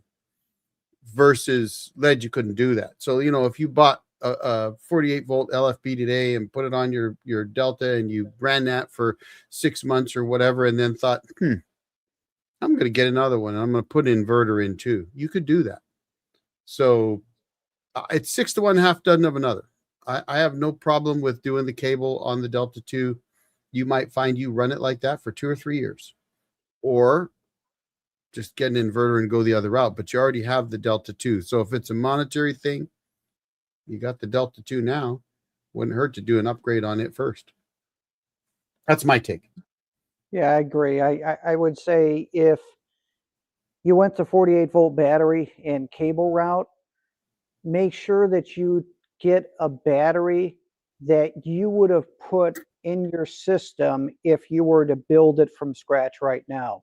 So if you decide my system's only going to have 314 amp hour wall mount batteries, and that's what I'm planning, well, then get a 314 amp hour wall mount battery that you would have used anyway, and then do that. Because if you're gonna do wall mounts, but you're getting a server rack battery just for this, but now you're not going to reuse the server rack battery in the permanent system, then I think that might not have been the best choice. So use the battery that you're going to build your permanent system with, and go with that.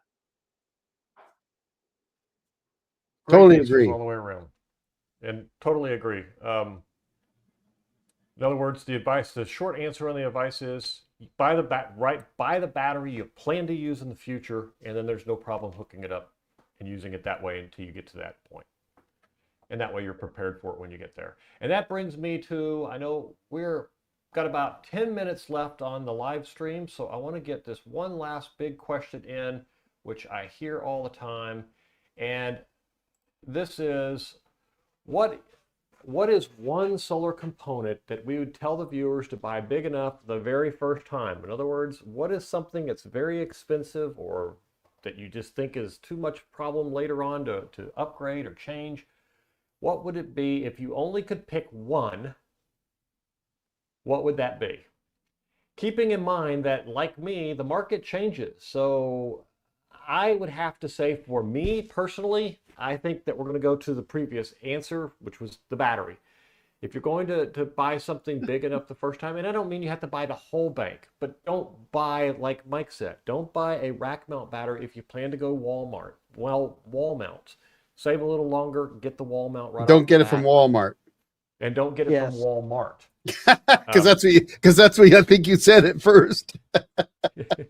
So, but if you're going to go one way, then do that, and that way you have the right battery power that you need and everything, and then you can deal with, if you have to change your inverters, you have to change your power station, all that's fine, but at least you end up, batteries are one of the most expensive aspects here. They also seem to be one of the few of them that really has gone through the biggest changes in the last couple of years, and probably don't have as many growth spurts coming up. I think we're going to see some big changes in the rest of the markets, the all-in-one type thing. all this government regulation around inverters and all that kind of stuff may change the inverter market again, yet again. New, better, nicer features, and maybe worth waiting and replacing. That's my answer. What do you guys think? Well, I was going to say batteries, batteries, batteries, batteries, and then batteries. My experience was buying 6 and then 8 and then 12. I would also say buy LFP batteries. Forget lead, Always, forget yeah. AGMs. The only reason to consider a lead acid based battery is if you're in extreme cold environments and you absolutely, can't protect the batteries. You can't build something to protect them.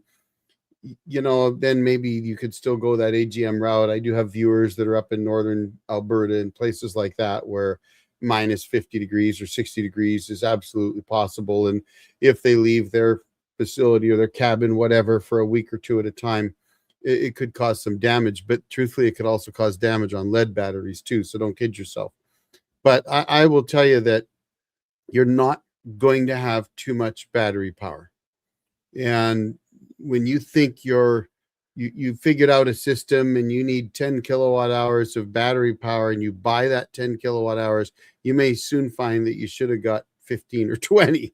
So I would say 50. batteries, 50 batteries. You're probably you here. And actually Matt said it earlier, and maybe Mike too. Once you build a system, you're going to find out you're going to run more things on it.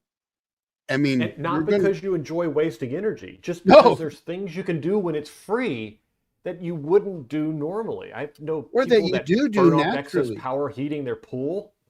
Yeah. Or you just do naturally that you thought maybe you wouldn't do. Like, for example, when I first built my place, if I was going to watch something on TV, I could just run the generator. But then I moved out there. And that meant I was running my generator a lot more than normal, because if I wanted to run my internet, I built it so I could run a refrigerator and lights. Really, that was the basics. Maybe a So that's couple all you 12-volt need, right? fans or something. Yeah, right. And then it's a stereo, and then it's internet, and then it's a TV. Just some modern conveniences.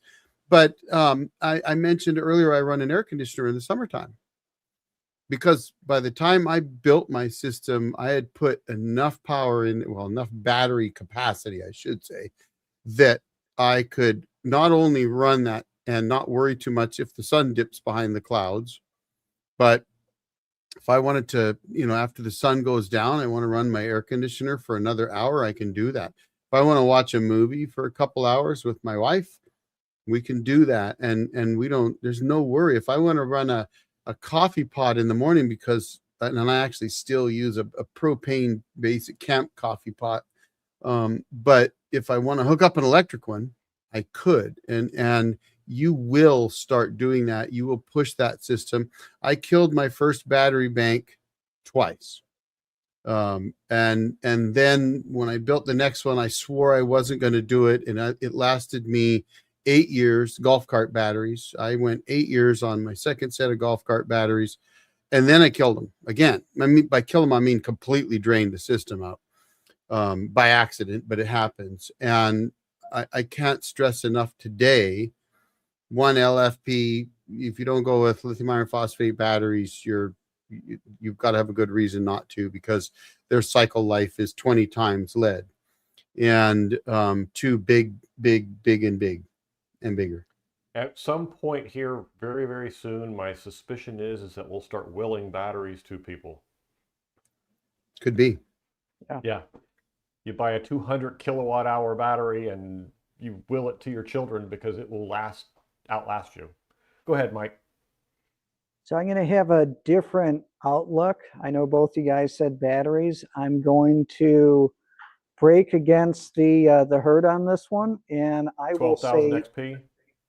no, but close. I will say inverters. Inverters is, you need to get big enough. I see too many people that will get a single inverter and they don't get enough batteries. A lot of times maybe not enough solar either. But what will happen is they'll have their single inverter, and they'll use it, and they notice when I turn stuff on, the lights flicker.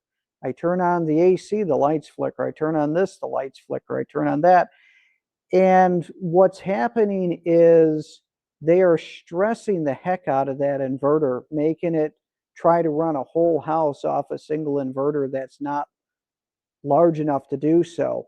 And I've seen a lot of different inverters fail at the 1 year, 2 year mark, especially on the high frequency ones, because you're asking it to run loads that it wasn't designed for. Yes, it's going to say it can run 10,000, 12,000 watts, whatever that is, but it's not really set up to do the massive surges or run at that level continuous. It's really made to run at half of its continuous if you're looking for good longevity. So I would say make sure that you get the right model for your needs, and that you can also parallel it and add additional ones to it relatively easily, like the 6,000, the 12,000, the FlexBoss 21s, the 18s, 18 kPVs. So, and I'm just mentioning one brand, but whatever that you go with, make sure that you can parallel and that it's big enough, because I'm seeing way too often that someone connects up their inverter and thinking, this is good, this will power my house, when they haven't done the math to figure out what powering their house means.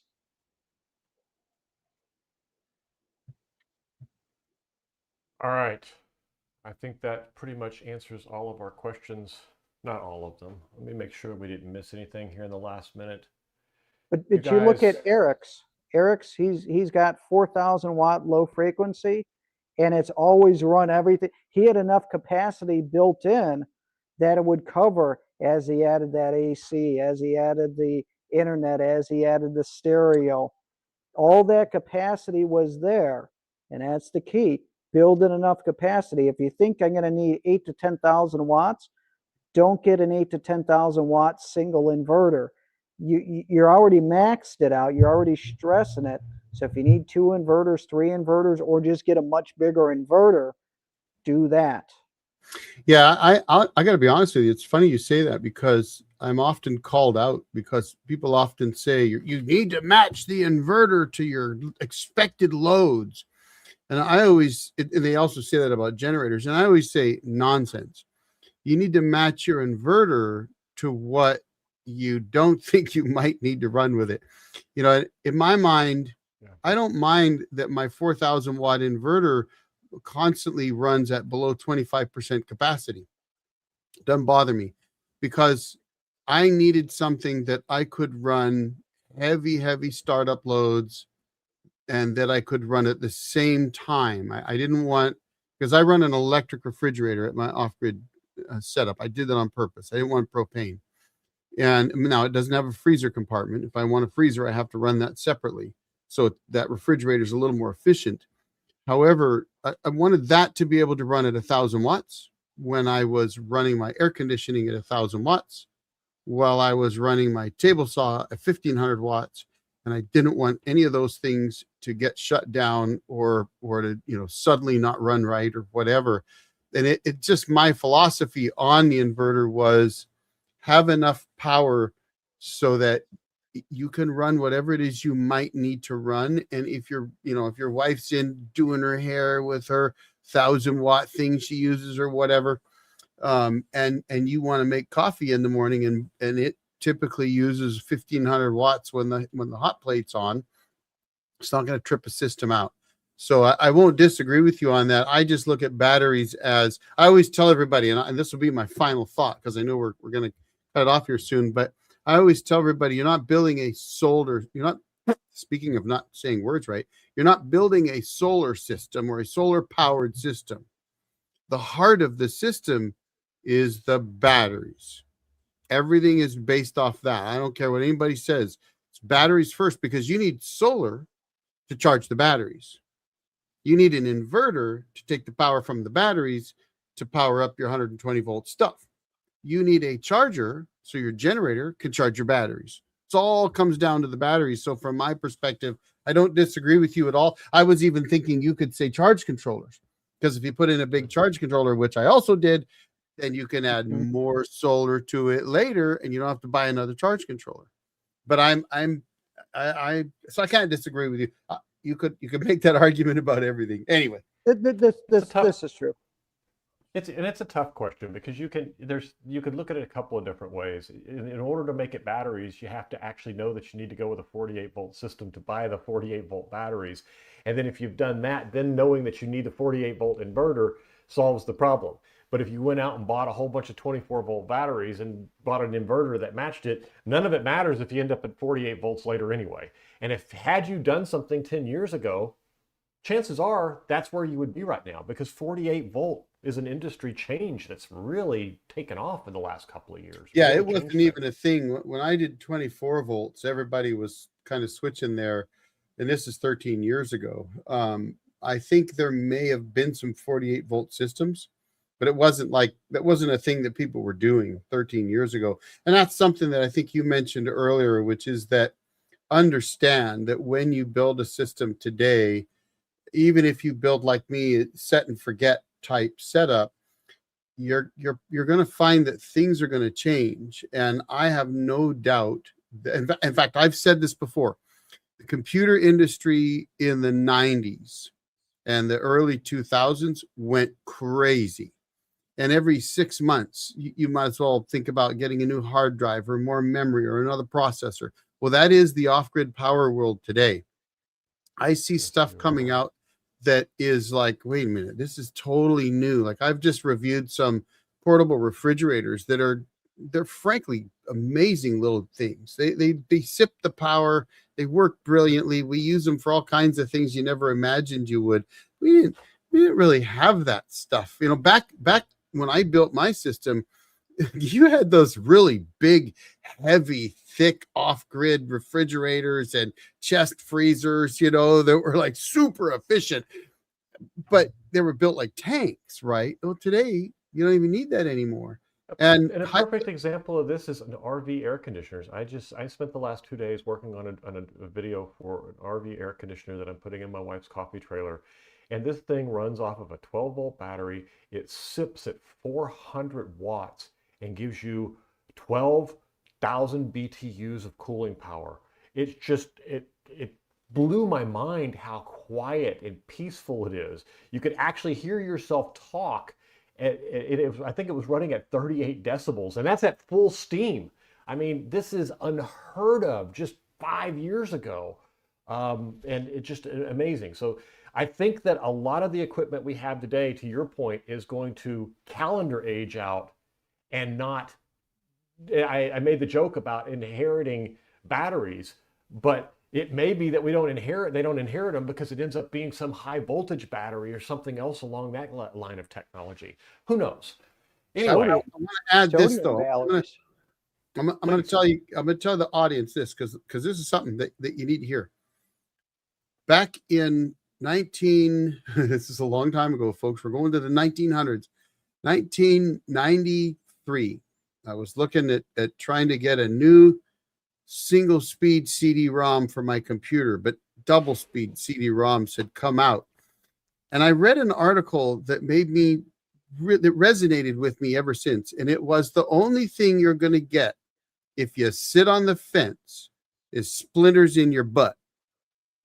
So if you're looking at buying something and you keep thinking next year there's going to be something better out, well, next year there will be. But if you wait till next year, then you're going to wait till the year after and the year after and the year after. So don't be afraid to go out and build that system today, despite what we're telling you, because yes, things are going to change, but you'll never build the system if you keep waiting for it to not change. And the fact is, the 24-volt system that you started 10, 12 years ago, you're still using today. So it's not like just because it ages out, it goes away. Yeah, no, I could use it for another 10 or 12 years. And that's the thing with these sodium batteries that are going to come out, it's going to change so many things. But all of us that have built out our LFP systems, we're going to get our cycles out of them. And then at that point, we're going to switch over. But we're not going to take, you know, the tens of thousands of dollars in batteries and say, okay, sodium's out. I'm just going to rip these out now. You see Maybe this we right switched here? out, and maybe those are so big and heavy they're like built in like a propane tank that's underground. You know, I don't think we're going to be doing sodium No, like we do lithium iron you see, phosphate. you see this right here? Yeah. I will Your age out lithium iron before my. phosphate will be there past that, right? Yeah, I Me think too. so, guys. Sorry. Yeah. If the cycle life holds up, now some people say the BMSs will only last 10 years, and I still should theoretically and hopefully be up there enjoying myself in 10 years from now. But if they go the full 20,000 cycles, because that's the thing that we didn't get a chance to talk about, put this down for a topic on a video, you guys, maybe, or another live stream, life cycles, because they rate them at 100% depth of discharge. But when you drop to 30 to 40%, there's a big difference. And I know And with if my you look batteries, at what you actually get, how many cycles you actually produce a year, these batteries are going to outlive us. Some of them are looking at 20 to 30, 40 years of life. I mean, it's just, Mhm, it's crazy. I mean, you look at 10,000 cycles. I know I try to use mine every day and I only get 250 cycles a year. and look at 30%, you're looking at 20 to 25,000 cycles. Right. And you literally, the batteries will be here long after I'm dead and gone. Their half-life in the ground will be 10 times mine. Mhm. So looking at mine behind me that have been going for a year, I'm at 49 cycles. So yeah, the calendar 49 aging is, cycles in a year. 49 cycles. so it's the calendar aging that's going to catch up. They might only Yep. be good for 10, maybe a little bit longer. I've seen some that at the 5-year mark they're tested and they still have 95% capacity. A lot of it depends on if you abuse it or not, and then also the temperature that you run it in. The higher the temperature, especially once you get above 90 degrees, and I've read white papers on this, they degrade much, much quicker. The important thing is keep them at a temperature that you would want to be in yourself. Don't put them outside in Arizona and have it out there, cooking in a metal shed. That's definitely, gonna make a difference. Try to have an AC to keep them cool, and they're gonna last so much longer. All right, guys, I know we all agreed that we were going to end here a little bit. That was 10 minutes ago, so I'm going to go ahead and put it into it. It's been a pleasure. Eric, thank you for joining us. Mike, thank you for joining us. I really appreciate it. It was my pleasure having you guys on and talking to you, and simulcasting on all three of our channels was a fantastic addition to it. Eric, thanks for showing me the light. I knew it could be done. I just never had actually taken the time to do it. I hadn't been sitting on that side of the table for so long. I didn't know how to do it. So I'm glad to help. I'm glad to, and I'm sure Mike's audience will appreciate it. He's here with me a lot, so you're always welcome back, both of you, all the time. And if you ever show up to any of my live streams and have a subject that you're interested in, just send me a ping. I'll add you in. I don't have a problem with that whatsoever. I try to do this every week. Usually it's Monday night at 7 o'clock Eastern time, but it doesn't always work out that way.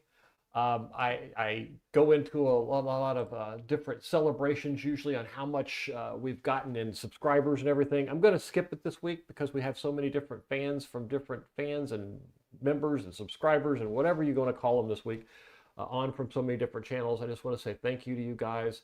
I really appreciate you being here and you being a part of it. And hopefully everyone's got something from it.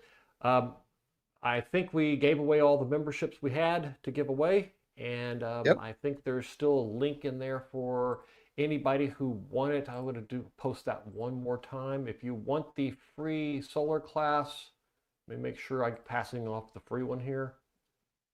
Nope, it's not the free one. The password for the free solar class is just Mattman. So if you want a free solar class you're welcome to get it. The discount code is Mattman. Everybody's welcome to that. And if you guys have anything you need to share, let me know. I'm sure you got your own channel if you want to post them there. Yeah, I just thanks for having me. It was fun. Enjoyed it. And my folks know that I don't do a lot of lives. Usually I'm gone on the weekends. And so that's usually when I do my lives. So I don't get them out there as often. So thanks for inviting me. It was a lot of fun, guys. I really enjoyed it. I think this is probably one of the liveliest lives I've been on in doing lives for, I've done off and on probably for 3 or 4 years. So fantastic. Lots of fun. Great audience. You guys got some great subscribers, lots of awesome questions. So that was fun to see. And, thanks for having me. Well, I was glad you were here. And yeah, we have a great audience, but it also helps to have 3 people that have motor mouths. So all 3 of us aren't afraid to talk. That helps a lot. Me and Mike have the same problem. We talk for 3 hours and then look down and go, oh my gosh, 3 hours went by already? All Good right, times. Mike, anything you have for your... Just want to thank you for inviting me to this. Of course, it was extremely nice to meet Eric. We haven't spoken before, so this was pretty neat to be able to connect. On my channel, I've got a few new videos coming out. I'm always doing reviews on different products. I've got one video which actually ties into what we were talking about today. So 12 volt versus 24 versus 48 volt batteries for a 48 volt inverter, wiring them up, and pros and cons. I'll be releasing that shortly. But yeah, it's been an absolute pleasure. Enjoy being on here. Great audience, and really enjoy, all the questions and all the participants, because it really makes this fun, especially, to interact with everyone on it. And then I have my windsolarforum.com. I think that's posted up above. So if you want to check out our forum and post something in there, always willing to help anybody troubleshoot their system or what have you. So just want to thank everyone again for being here, and thank you, Matt, for having me, and of course, Eric, very nice meeting you. Yeah, you too, buddy. And don't forget Curmudgeon there that was chasing a brown bear down. Nice. Did you see that last comment? Yes. All right, guys, I'll put an end to it. Thanks, everybody, for joining. Please come back and see us next week. If you haven't subscribed to the other guys' channels, I'll make sure that they're in the comments below, and I'm sure they've already done it in their comments. If not, Well, we will. all are. Absolutely. I'm at Mattman Solar, the old Jarhead, and Mike Solar Garage. Thanks, guys, for watching. We'll see you on the next one. Thanks, guys. Thank you.